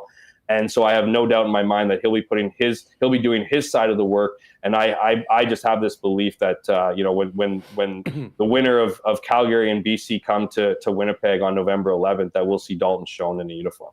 You bring up Al Couture. I mean, he should get the MOT award with how healthy this team has been. And I'm sure there's a lot of good fortune that goes into that. But a very under-discussed part of this club this season has been just how well they've been able to take care of themselves, how well that group deserves a lot of credit.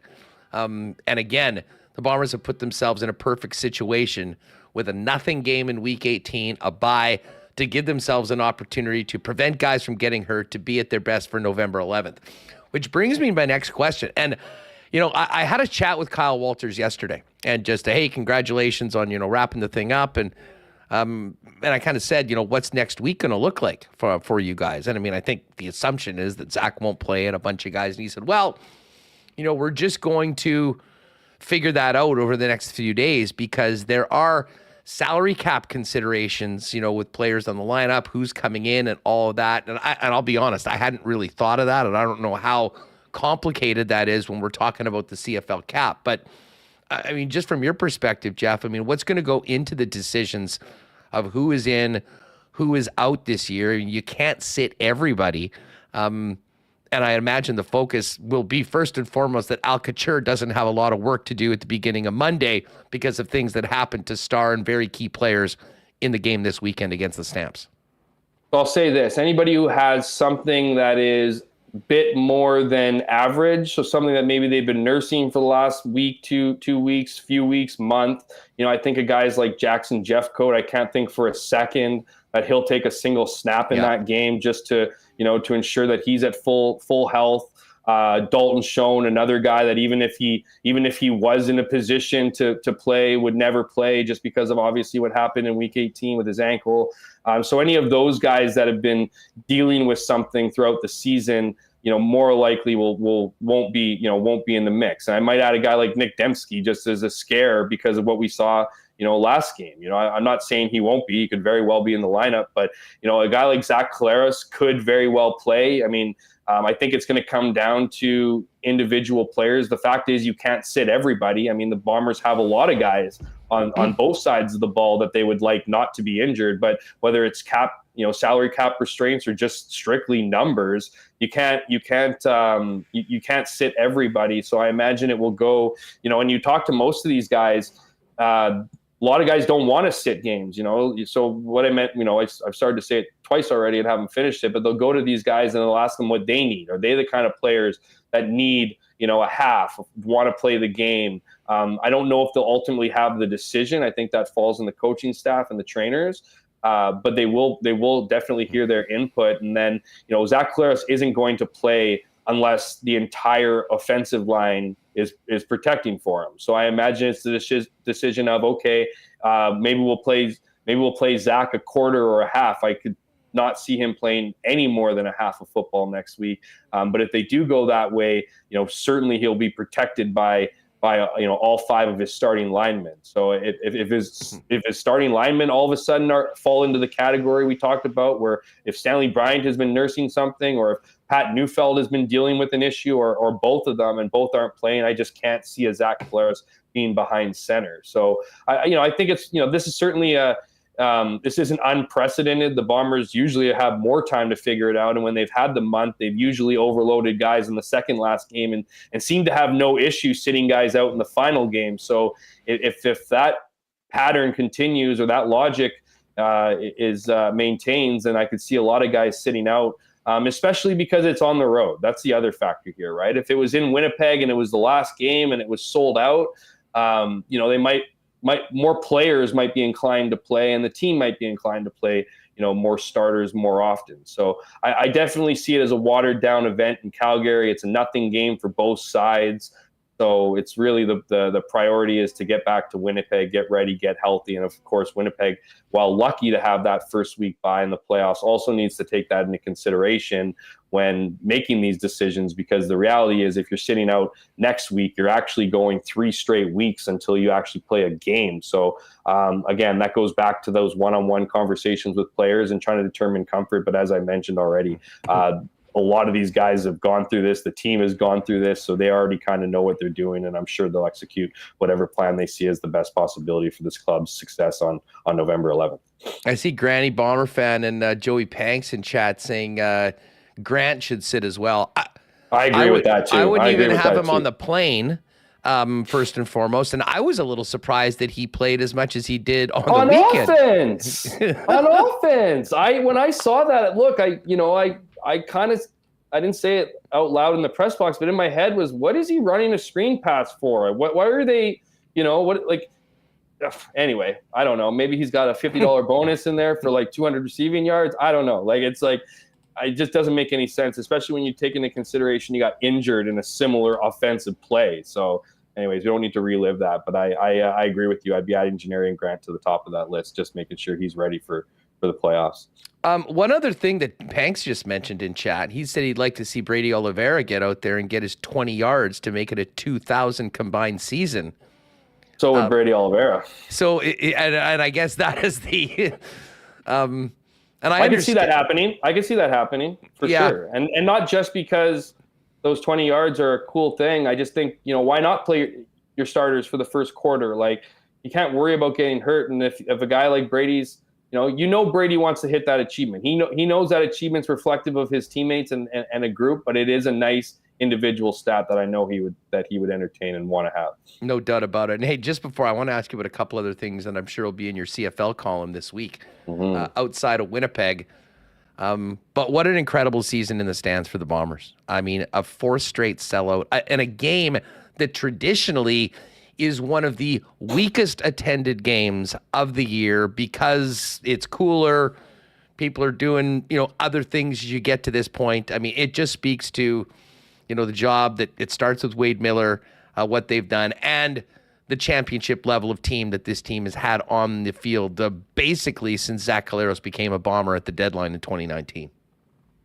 Yeah, so I think I should start off by this so my inbox doesn't fill or my social media doesn't get attacked. I understand winning matters, right? But, and of course, the Winnipeg Blue Bombers' success on the field has led to their success at the ticket box. But I think it's a bit more than that. It's certainly, you're seeing this year in particular. This has been certainly a dream of Wade Miller and any owner or president of a Canadian Football League team, and we saw it for years in Ottawa, was the Bombers are turning younger. Fans are turning younger. And the atmosphere at these games, and mind you, Saturday, man, I don't know what the forecast was calling for. I think it was calling for a low of 7 or whatever, but it was incredible, even late into that night. So it was beautiful weather too.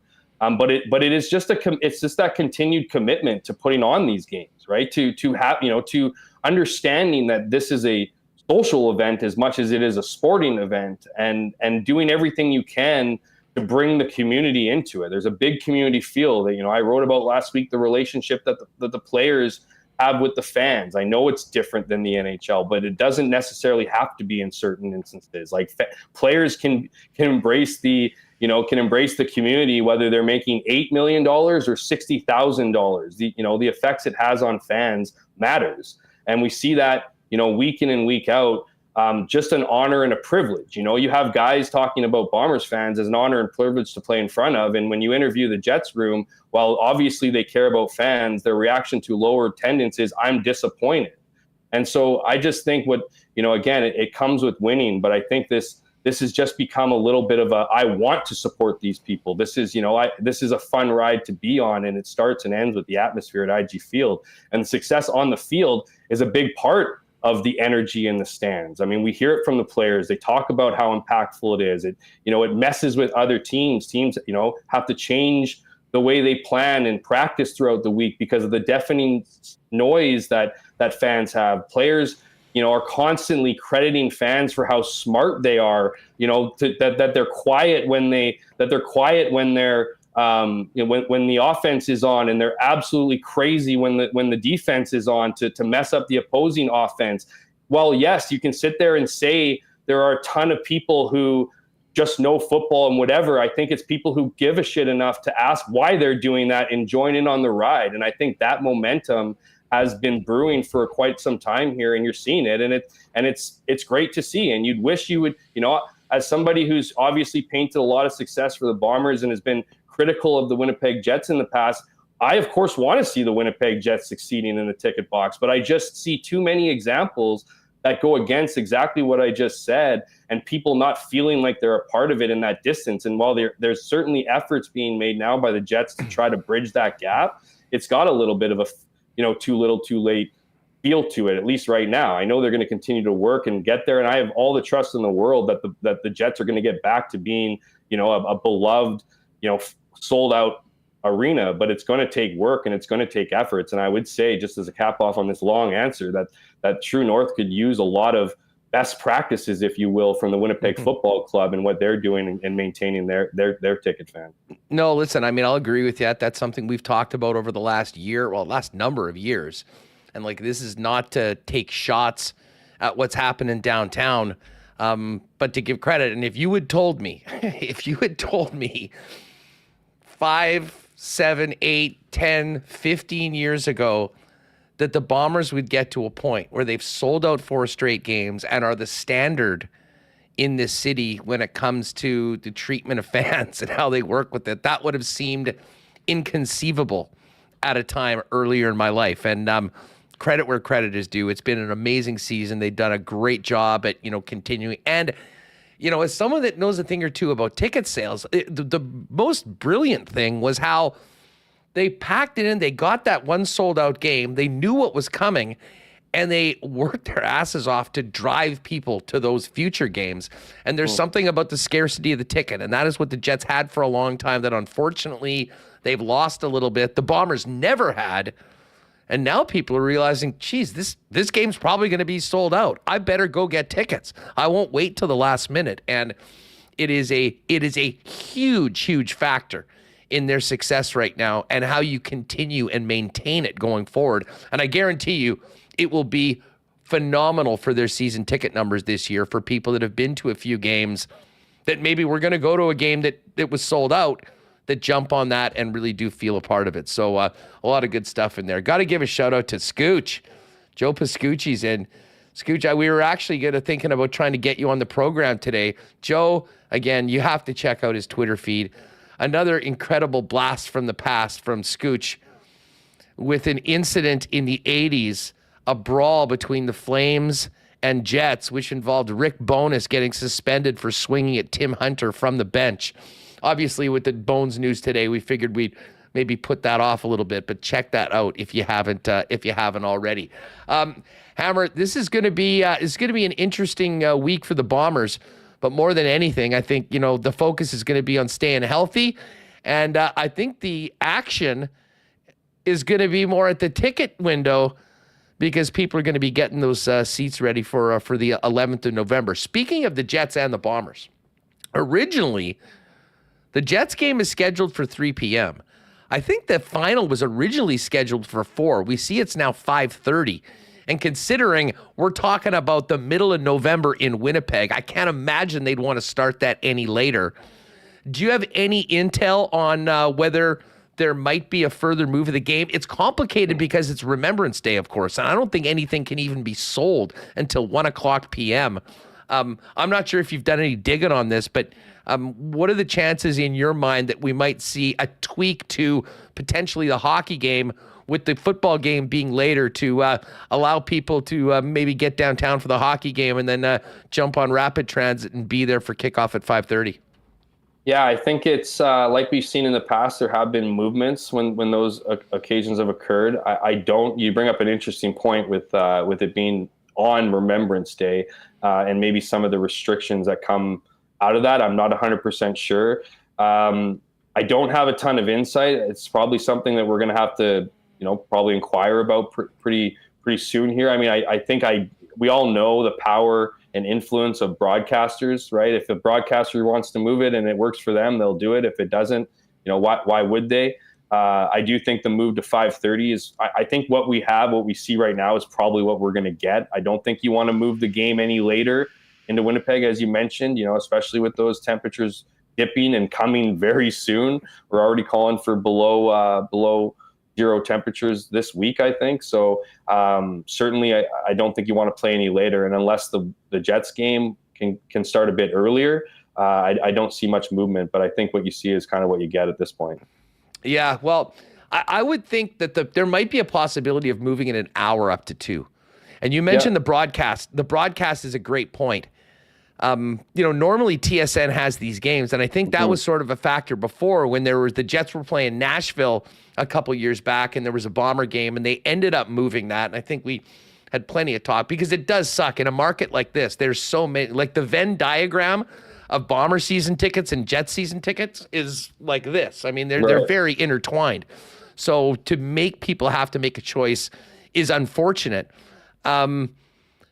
I think I heard somewhere, and again, don't quote me on this, folks, but that might actually be a TSN game as well, which is strange because normally the Saturday games are part of Sportsnet. I think that if it is a TSN, you'd at least have a better chance of moving that up an hour. And I think that'd probably work. A 2:00 start downtown, would give people a chance to get there relatively close to the game if they didn't get there right for the first kickoff at 5:30. So we'll hope. It's going to be a fun day in Winnipeg, that's for sure. And for football I know fans, they exist, Huss, but like, how many do we know? How many people go to both games? Like, is there? You think there's thousands?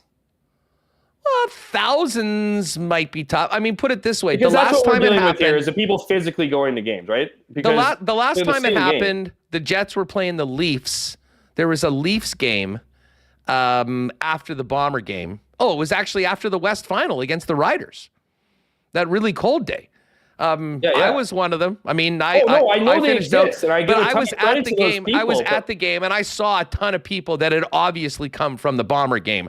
As far as the numbers, I don't know. I mean, I think back in the day, like as a kid, there was nothing cooler than going to one of the games, usually the Bomber game on a Sunday afternoon, and then ripping over to the McDonald's and hanging out for an hour, and then going across to the Winnipeg Arena for a game. I mean, that was the big Winnipeg doubleheader. Listen, but even just from a viewing standpoint, I mean, regardless of the people doing it, having the games on at the same time probably doesn't do anybody any favors. So No, for sure. we'll pay attention to that. We'll see what happens going forward. Very quickly before we go, and I know you're going to be talking all about this coming up in your CFL column for the week.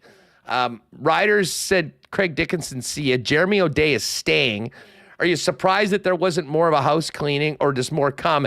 And I'll just ask you quickly, I have heard, not in this market, but outside of the market, about the potential of a guy like Buck Pierce potentially being a head coaching candidate. What do you make of the situation in Saskatchewan? And is there any chance they come and try to invade the brain trust of IG Field for their next head coach? Well, if they're smart, they'll definitely be thinking about it. I mean, that's but that's after the last couple of seasons, we don't know if that's exactly could be said. Just to address the first part, am I surprised there wasn't a house cleaning? A little bit, because I wouldn't have been surprised if there was. So, I'm not surprised at all that Craig Dickinson, got his walking papers and Jeremy O'Day, you had to make a decision. He either had to go to, or you needed to re-up him, right? Like, I mean, both were on expiring contracts. So they obviously made the decision there. I think if you look, I think it's easier to look at Jeremy O'Day's tenure with the team, I think 6-7 years now, as in his role, and see some of the success that was there and blame it on a Craig Dickinson. Because I don't think you could look at what Craig Dickinson has done the last 2 years and argue that there's better days ahead. I don't think that argument exists at all. I think players were drowning him out. Nice guy, but wasn't a leader of men. He tripped over himself on several occasions in post game. Just he didn't. In game, some decisions he made, I think it was too far gone. And if you listen, I've been playing this sick game where I've been going on to the CJME post-game show for the Riders and listening to the it's fans so much fun. And they're distraught. I think I mentioned this last week, and the reality is they've been calling for everybody, but they've been particularly calling for Craig Dickinson. So if you're Craig Reynolds and you don't really know what you're doing, and I'm not saying he doesn't, but you want to trust somebody, usually you want somebody in with you. So you bring in your GM, you go, okay, we need to figure this out. We've lost our coach. We got to get this right, because that's the reality for both of them. They got to get this decision right, this head coaching decision right. And I think their hope is, or their trust is, that Jeremy O'Day can fill the roster. It's now up to the coach to bring in a leadership group. I don't think that's all fair. I think Jeremy O'Day needs to be a better GM and not just be a talent evaluator, but a leader evaluator, because, we've seen all the best teams in the CFL have the best leadership group, right? And so they need to bring in not just talented players, but players that have high expectations, that bring in a different, a culture of accountability, all these things that you like out of good leadership groups. So while it's kind of surprising they didn't do a full swipe, that's a lot of moving pieces. They kept 2 guys, and Craig Reynolds, I'm assuming, will keep his job. Jeremy O'Day is now the GM. It's now about finding the number 1 candidate. I don't think it's going to be Buck Pierce. I think Buck Pierce is an incredibly smart guy and will set himself up for success wherever he goes. And unless he views what's brewing in Saskatchewan as a I understand Saskatchewan is a coveted job in a lot of ways in the CFL, but when I say Buck Pierce is a smart guy, I think he wants to go somewhere, if he's going to take that opportunity and in what will be his first gig as a head coach, I think he wants to know that, things are working in there. I don't think you want to go somewhere that's kind of been, whatever. So I'm not saying that Buck Pierce won't be considered, that he won't consider it. At the end of it, because of his opportunities in the past, I just don't seem to think that Buck Pierce would necessarily want that job, but I could be 100% wrong and he could be in green next year. Who knows? But I know he's really happy here in Winnipeg. I know he's a guy that, he gets paid more than the average OC. He's very much respected here with his players. He'd make an absolutely incredible head coach. But I think it just feels like he's content where he is right now and wanting to continue to build in what's happening in Winnipeg and everything they do. That's the other part there too, right? The organization, how they treat their players, how they treat their coaches, culture here. You got to be careful what you wish for. And while it would be obviously viewed as a promotion, it might not be viewed as a better deal. So those are all things that he'll probably have to consider, because I'm sure he'll be on any team shortlist that's looking to grow a head coach. But again, I think it will come down to, where he sees his best fit. And that's obviously for everybody, but certainly a guy like Buck Pierce will have his opportunities. I just don't know if Sask will be one next year. Hammer, great stuff as always. Looking forward to your Bomber coverage in the CFL column and much more coming up with you and the rest of the gang over at the Free Press this week. Talk to you soon, buddy. Thanks, guys. Have a great one, and shout out to the commenters. You guys, make the show. Take care. Good stuff. There's Jeff Hamilton. A great Bomber segment with Hammer, and of course, all of our Bomber segments brought to you by proud sponsors of the Blue and Gold Princess Auto. That Princess Auto tailgate probably have some of those fire pits going for the 11th of November. But one more time this season at IG Field, at this time with a trip to the Grey Cup on the line, is November 11th, Saturday this year. Don't forget, that's moved from Sunday, 5:30 p.m. And of course, not only sponsoring the Princess Auto Tailgate Zone, but Princess Auto, also the place where you'll find the best deals on the most unique assortment of tools and equipment around. Everything you need to complete the projects on your list or start something new is at Princess Auto. Pop by and see him at Panet Road or Portage Avenue West here in Winnipeg, and shop online 24/7, 365 at princessauto.com. I know that Joe Spicy and the gang from Consolidated Supply are going to be stepping up, bundling up, and getting out there for that game on November 11th. Big time Bomber fans in the Consolidated Supply office. And listen, they've had a very, very busy summer and fall as the irrigation leaders in town for irrigation systems and more, not to mention artificial turf, golf carts as the exclusive club car dealer in Manitoba, but other great options for your property, including hot tubs, which might go well considering what's just around the corner for us, and amazing outdoor kitchens. And Consolidated Supply, 12 months of the year, the leaders in small engine parts and repair. There's so much waiting for you and your business and for your property down at Consolidated Supply. See them at their showroom, open to the public, 1395 Niagara Road East, or you can find out more online at cte.ca. I know there'll be a lot of you that'll be popping by Royal Sports in the next couple weeks, getting ready for the 11th of November. You might have been wearing your jersey at Bomber games all season long. How about your Bomber toque selection, scarves and whatnot? It's going to be time to bundle up. Best place to go to get your Bomber gear and check out thousands of pieces of Jets merchandise, all the new jerseys, all your new favorite players. It's all at Royal Sports, the ultimate sports superstore here in Winnipeg. Check out their massive NFL selection as well. NHL gear from around the league. And of course, they are the hockey superstore for over 40 years. It's all there waiting for you. Royal Sports, 750 Pembina Highway. And make sure to follow them on Instagram at Royal Sports Pembina. And hey, it's Monday. You know what that means. Monday Night Football at your local Boston Pizza. Bit of BPs pretty much for most of the Monday Nighters this year. Normally at the Taylor location, but half pop by Charleswood, St. Anne's as well. It doesn't matter where you're at in the city. There's a local BP getting ready to have the game on the big screen, big sound, great deals on the new Appy menu from BP, as well as the ice cold schooners, world famous BP wings, gourmet pizzas, and more. Vikings, Niners tonight. Our buddy Connor's down at the game. I know plenty of Winnipeggers that are making the trip to see the Niners. No Deebo Samuel tonight, but the place to be is Boston Pizza for Monday Night Football. And hey, if you aren't going out tonight, you can always get the great taste of BP by ordering online at bostonpizza.com or checking them out over on Skip. All right. I do have. I know there's been some talk about, we're always comparing Winnipeg everywhere else with all these reasons with the tickets. I've got some observations from the weekend in Edmonton, last week in Calgary. We'll touch on that with Remis at the end of the program. But right now, getting underway today is the Manitoba Junior Hockey League MJHL Showcase. And let's do a quick check-in out at the rink with Erik Swar from the MJ. Erik, what's going on? Great to have you back on the program. Yeah, great. Thanks for having me.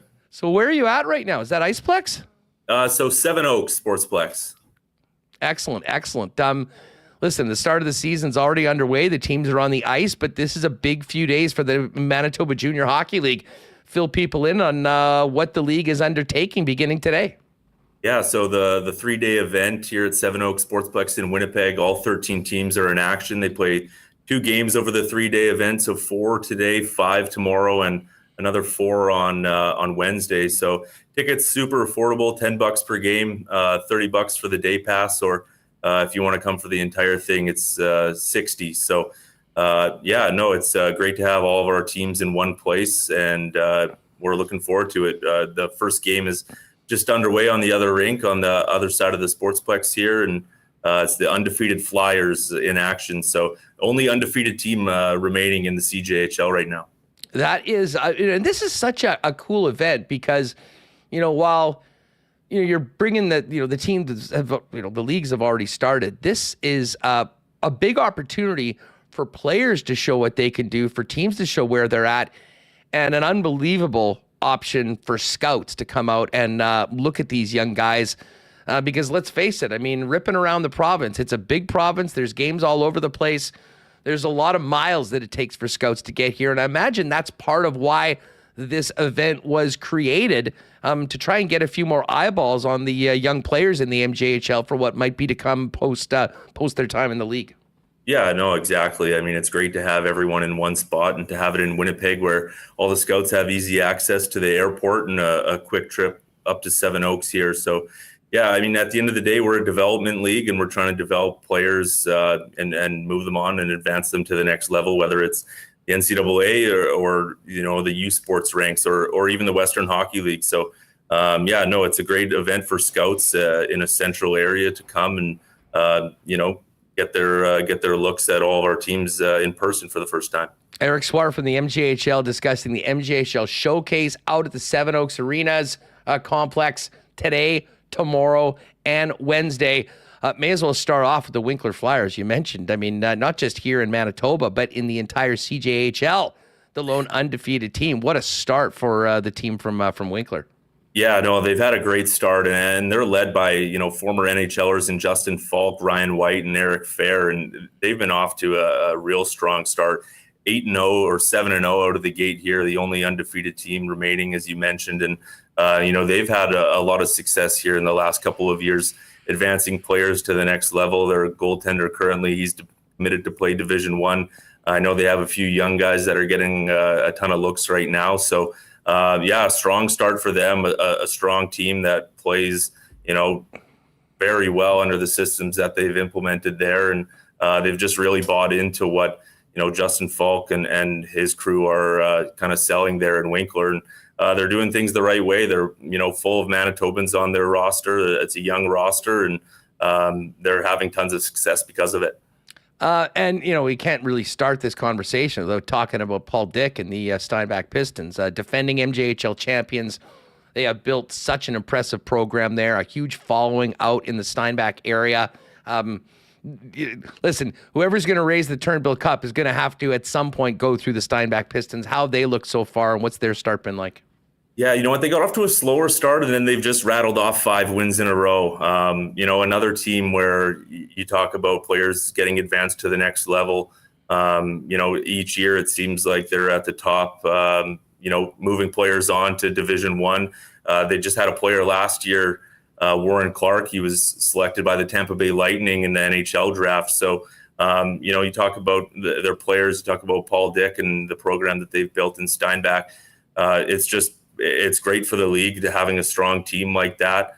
They're playing out of La Broquerie actually this year while their new arena in Steinbach gets built. So they're going to have a brand new facility as well that's only going to help them recruit players to the area and to their program. So really looking forward to seeing that new building and maybe what events and national events they can bring to Steinbach. You bring that up, Erik, and it'll be huge for the organization as they continue to try to establish a level of expectations and excellence that can continue on year after year. But I imagine from a league perspective, to have one of your member clubs being able to take on a project like that, see it to completion, and add that to the home rinks in the league has to be a real feather in the cap for the Manitoba Junior League. Yeah, I think so. And, I think our teams across the league are taking a lot of pride in, everything that they do, whether it's their facility, whether it's their dressing room, whether it's, the on-ice product that they're, offering to their players, the coaching, the skill development. You're seeing it kind of across the league, and not only in Steinbach, the investment that the communities and the teams are making in the league is huge. So we're excited to see, the progress of all our teams, not only in Steinbach, but just the kind of commitment to excellence that our teams are kind of putting forward. Erik, just before we go, and again, folks, if you want to go, a great write-up on all the teams where they're at heading into the MJHL Showcase, which is underway today, goes tomorrow and Wednesday as well. Give us a couple of the, what are the good news stories so far this year in the Manitoba Junior Hockey League? Some of the teams that have impressed early on that are making some real strides as they try to get there and compete with the Winklers and the Steinbachs of the league. Yeah, you know what? First comes to mind the Verdun Oil Capitals. They were in the league finals last year. They lost to Steinbach.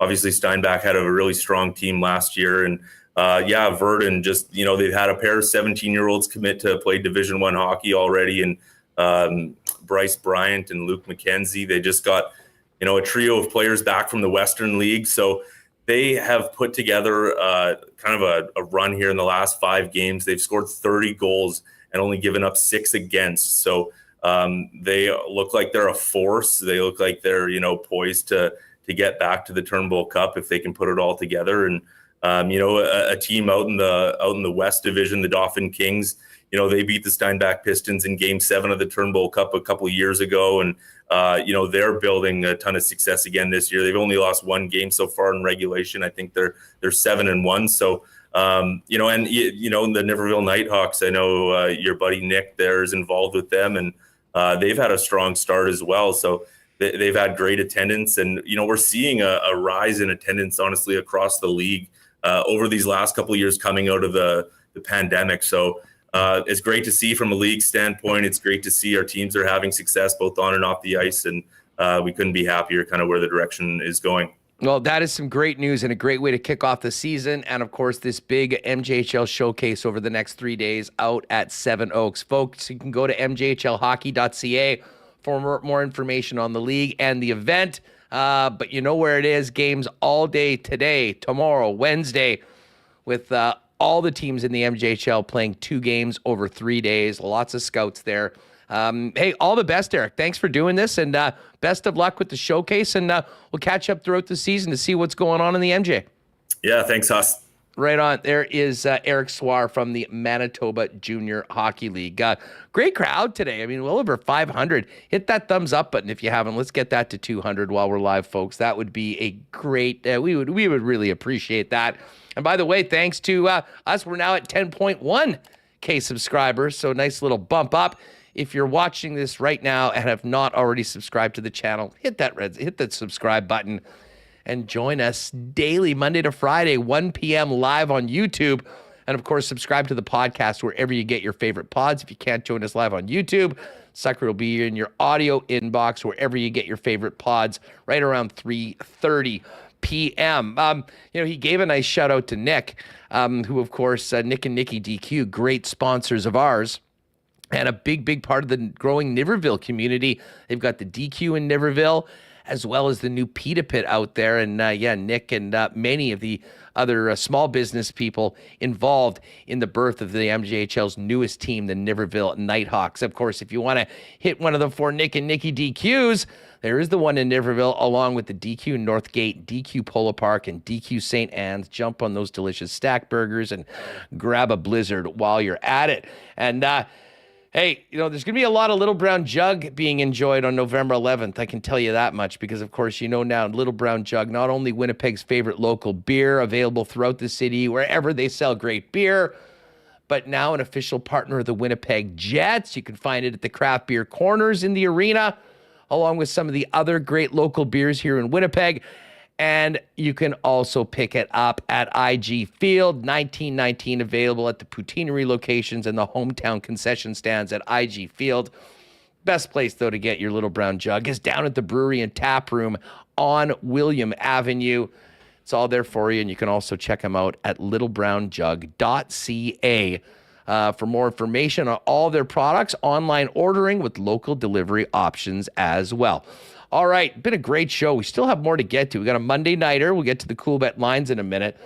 But let's get Michael Remis back in here. Good stuff with Erik and, of course, Hammer and Rennie. A big murderer's row today of Monday lineup on WST. I love Mondays. So much to get to. As you mentioned, Bombers, Jets.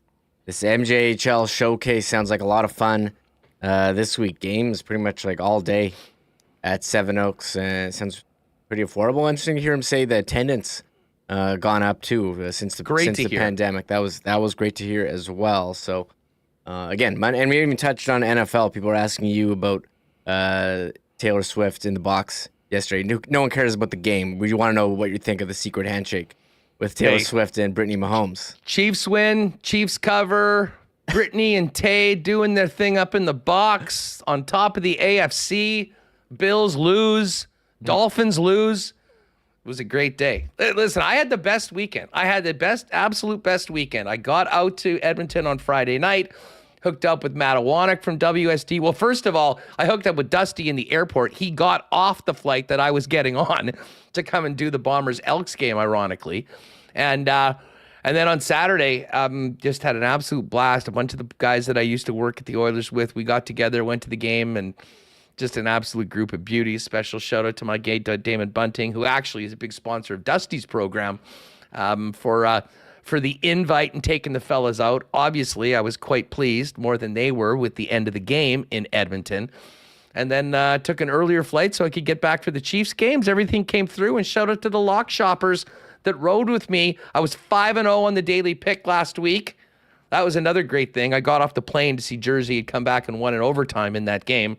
But the Ride With Us parlay plus 640 came through with the Chiefs, Steelers, and Eagles all covering yesterday. So, yeah, I was in a great mood. And I thought Taylor looked great in her red Chiefs shirt. She's having a lot of fun. Everyone's having a lot of fun right now in Kansas City. Mahomes, unbelievable first half in that game. And a nice win for the top team in the AFC. Listen, just before we get to tonight's Monday Nighter, and I know, listen, this conversation that we've got about ticket sales for the Winnipeg Jets and where things are at, where they've gone wrong, more importantly, what they can do going forward, is one that, I think is going to continue to percolate in this market. But the one thing that I wanted to say, Reem, is that, we see a lot of the complaints and, and I'm not necessarily saying it's just the people in chat. Twitter, notoriously a negative place. And I see all of these comments about what people are picking apart about the games or why apparently people aren't going to the games or the atmosphere at the games. To me, it's really simple. They've lost a bunch of people that before had season tickets that aren't right now. And that's put them in a deficit position. The crowds haven't been what they are. And that is impacting the environments in the game. Like for all the people that want to pick apart game production, I'm telling you right now, guys, I was at the game last Wednesday in Calgary. I was there on Wednesday in Edmonton. I've been to every game this season, the 2 road games and the home games. And I'll be honest, there is nothing that they're doing in either of those markets that is anything different or better. In fact, I would argue that things like I mean, the celebrity look-alike at Winnipeg at the Jet games, which is awesome. I mean, the hoser cam, the stash cam, all those things like for fun fan interactions is way better here. Not to mention the Jets being the leader with the goal songs that everybody likes. It's a lot easier to kind of just find things to complain about really without a lot of backing. I think that has sort of been part of the conversation. Like for whatever reason, people have turned, many people, not all, have turned sort of negative on True North and the Jets. And listen, part of it is their own doing, but I don't think it's a lot of what they were doing, what they were saying. And then the other thing that we hear all the time is prices. And I have to say, do you have those pictures? I do have them ready to go here. That I popped out. I thought that this would be a good notice. So first of all, in Calgary, I was there. Rick and I went, grabbed a couple beers at the start of the game. I'm pretty sure the bill at the end was basically $29, 28 something. So over 14 a pop. First of all, it's exclusive. Original 16 is exclusive in the Calgary rink. So that's the only kind of beer you can get. And then I went to Edmonton. And listen, granted, the new arena in Edmonton is amazing. It's recently built. They did a fantastic job of that ice district area. We were there at the banquet afterwards in the Great Canadian Ice House. I mean, it is a phenomenal, phenomenal area. And I'm sure it'll be really cool when they get the ice in the middle of that thing out there. But as far as in the building, again, nothing special at all about their game presentation, to say the least. You know, they've got some girl that does a radio gig. I mean, it's the same thing in a lot of other places. But I think the Jets do kind of more fun, interactive things that certainly Calgary or Edmonton have been doing in the games that I saw. But check out these prices here right now. For those of you that are wondering what's up with beer and whatnot in Edmonton, $15 is your domestic draft. The cans, I believe. We got some from a couple vendors, and I got around so myself and three buddies, and that was $58. So, listen, the beer to start off is less expensive here. And then on top of it, for people that do have season tickets that know through their Jets app, a 25% discount, which is not in effect in Edmonton. I think the Edmonton one is $15, 15%, and I'm not sure in Calgary. But at the end of the day, folks, in a lot of ways, this is the National Hockey League. And even at a Bomber game, if you're going and getting a can there, I think the beer is, I want to say 11 or maybe 12 for the tall boy. So going to games is never going to be cheap. They have done a good job, though, the pregame, right up to the game, the $5 beers. Would love to see that maybe extended as opposed to the start of warm-up. But I think a lot of the narratives in and around it are people sort of looking for a reason. The bottom line, Reem, and when we talk about things like game production, if you go to a game and the place is full and the team plays their ass off and the game is great, people are going to be leaving saying that was awesome. If you go to a game where there's 4,000 empty seats, the fans aren't very into it, and the game isn't that good, people are going to start picking apart a bunch of other things. Like, I hate to say it's a chicken or the egg thing, but it really is all about the fans, all about the crowd. And we can nitpick on a lot of things that are, between here and other NHL rinks. The bottom line is the job for True North right now is to reconnect with the people that they've lost, find a way to at least show that they are trying, which I know that they are, get some of those butts back in the seats, have the team play an exciting brand of hockey that everyone gets behind, and a lot of those problems and a lot of those complaints are going to disappear. I would agree with that. I think when you look, around NHL prices, I think it's shown the Jets are at the bottom third, and you also had this picture, Huss, of pizza. Yeah. And, the combos. Check these combos out, folks. What do you got? Pizza and a beer for $23. Pizza and fountain pop, $16? And this is a slice of pizza, folks. This is not an entire pizza for those of you listening on the listening on the podcast. I mean, a pop and a water and a slice, $14.50, and the combo three, $32 for chicken tenders, fries, and a beer. So that's significantly more, I think, than what we've got here in Winnipeg. But the bottom line is, and listen, this is never, I don't think this market can afford to be one of the the most expensive spots, but when you think about what they're selling things for, plus the discount, 25%, which I'm sure is the best in the league for season ticket holders, there are some real benefits that I think a lot of people that still have seats are enjoying that other people might not know that are there. Yeah, you just got to link your Jets app with your account and scan it before, make sure you collect those points too. I was collecting points the other day. But I think the bottom line is, I think there are a number of factors why the building isn't full, and I don't think game presentation might be more having to do with the economy or the state of the team than that.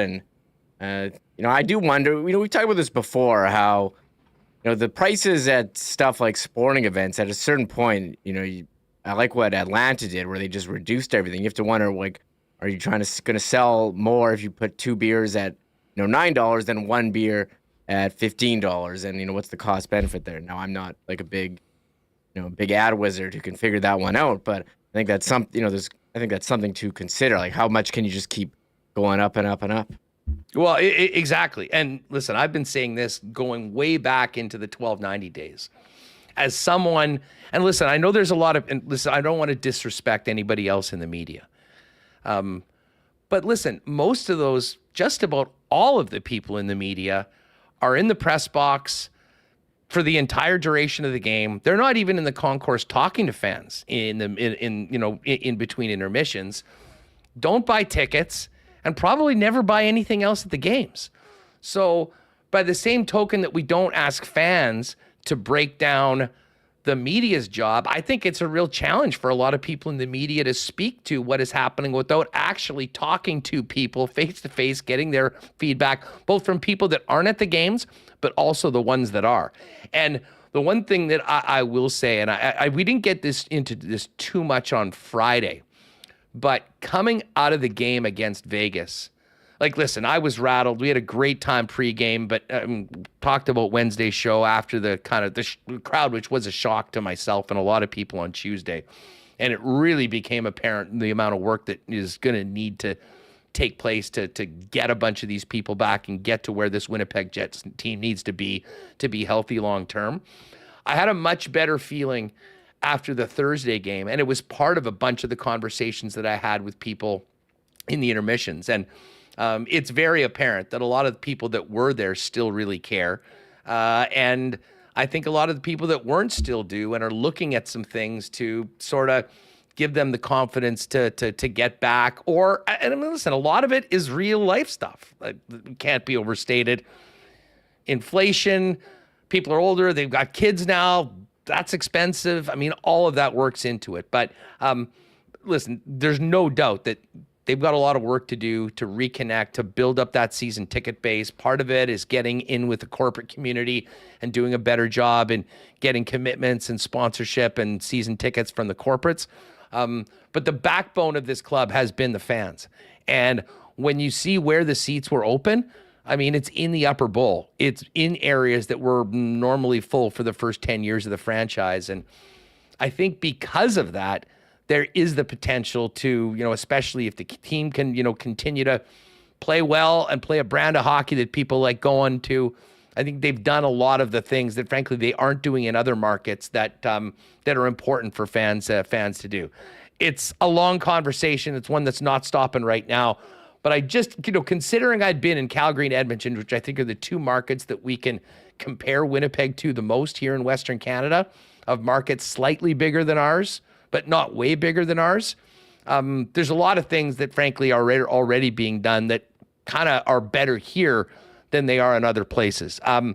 So anyways, that was just a little bit of a road report for you as it pertains to a bigger conversation right now. Let's get to the Coolbet lines and actually before we even get to NFL, Reem, this is a big night. It's a very slow night in the National Hockey League. There's only one game. But part of the reason for that is that tomorrow is Super Tuesday. Every team in the National Hockey League playing. We're going to have a lot of fun with the Coolbet lines tomorrow. Tonight, it's just Montreal at Buffalo. Erik Comrie getting the start for the Sabres. Minus 182 for Buffalo. Plus 153 on the money line for the Habs. But Remo, I wanted to pick your brain on these two ball games tonight. The Phillies, one game away from the World Series, hosting the D-backs. They're minus 182 favorites. And then Game 7, Rangers-Astros in a series that has not seen the home team win a single game. Yeah, that's wild. I don't want to be a guy who just picks like the favorites here or picks a repeat of last year's World Series, but I think I'm gonna have to and go with I think Philly's unstoppable at home this year, Huss, and it's like really tough to bet against the Astros. Although the Rangers do have Scherzer, so yeah, Aaron Nola on the bump for the Phillies. He's taking it, and Scherzer he had a rocky one.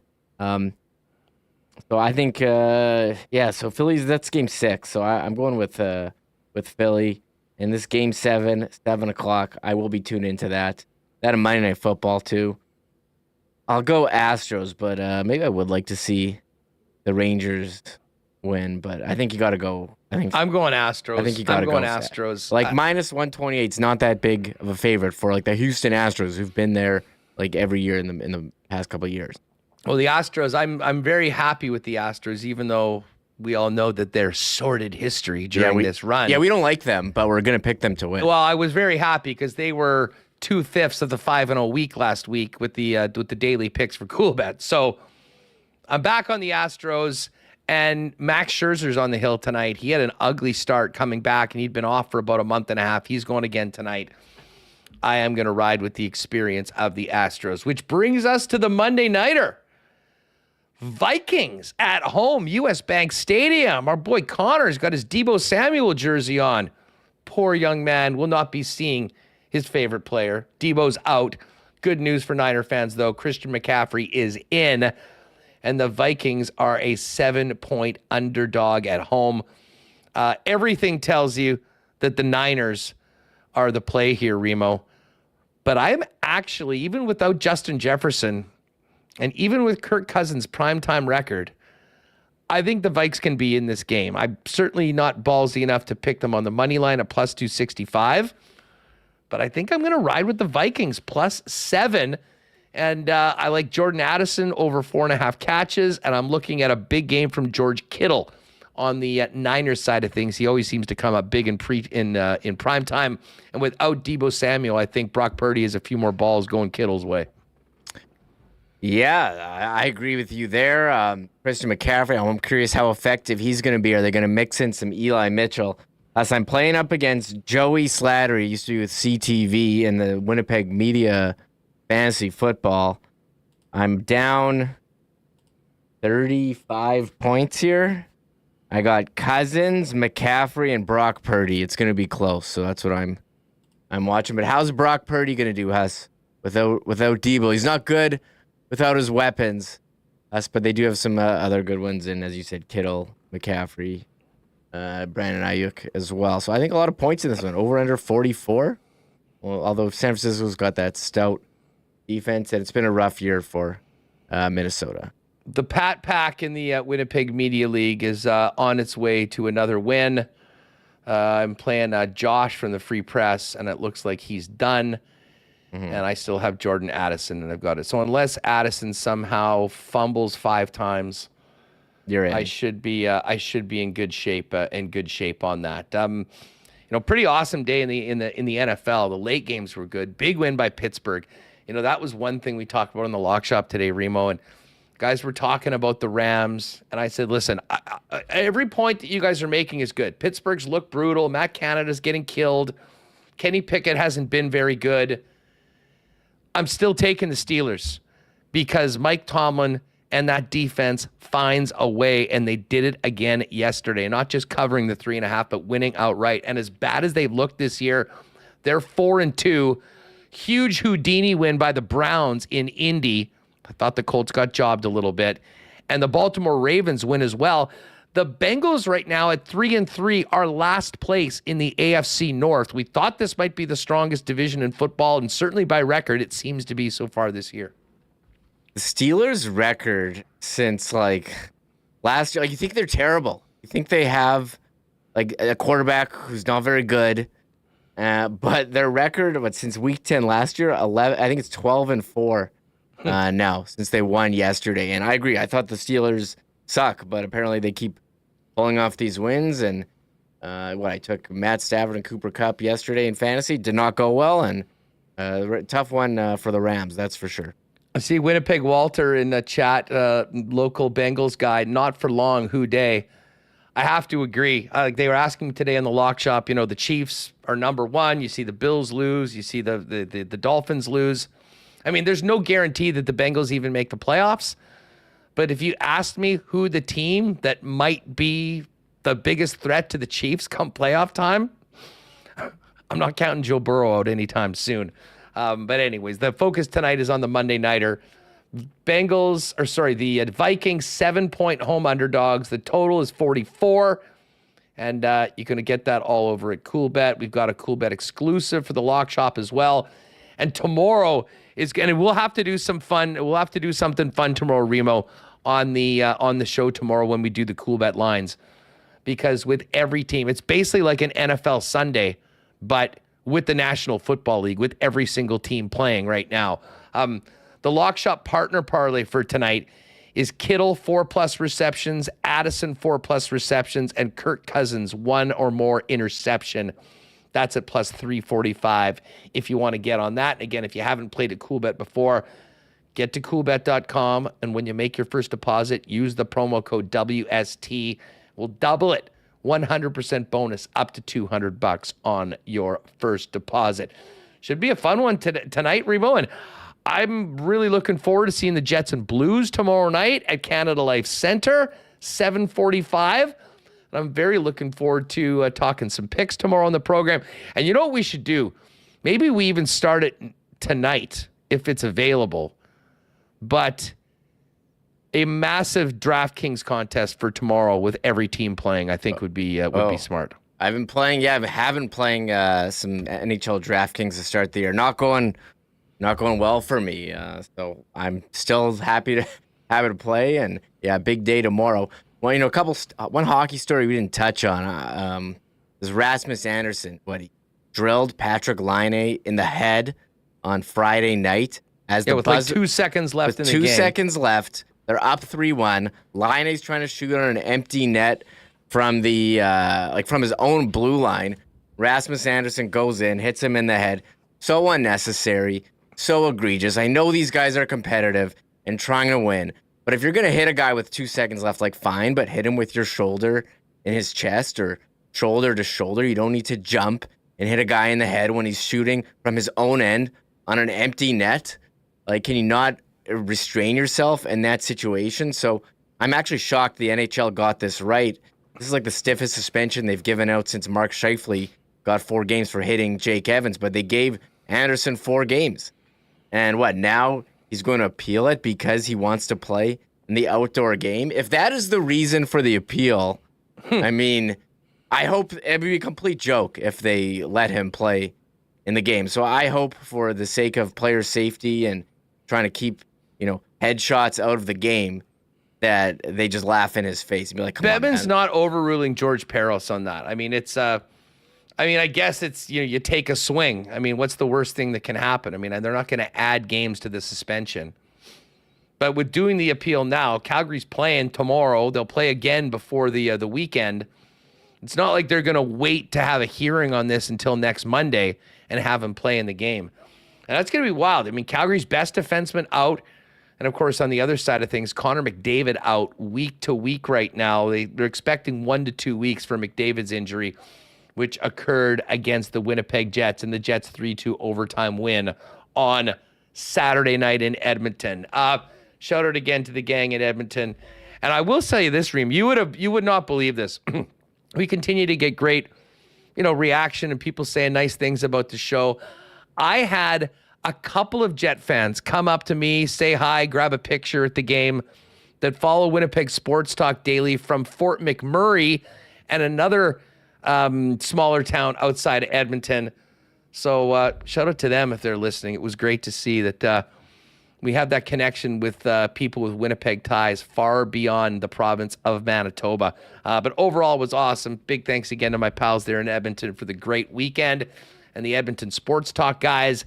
And tomorrow, we'll get after it. A game day edition of Winnipeg Sports Talk beginning at 1 o'clock. before the 7:45 start against the St. Louis Blues. Have a great one, everyone. Thanks to the sponsors that make this show happen each and every day. Enjoy Monday Night Football, and we'll see you tomorrow, 1 p.m. right here on WST. Oh, my God! Oh! Shut it down! Let's go home! Thanks for tuning in to Winnipeg Sports Talk Daily. Make sure to subscribe on YouTube and your favorite podcast feed at winnipegsportstalk.com.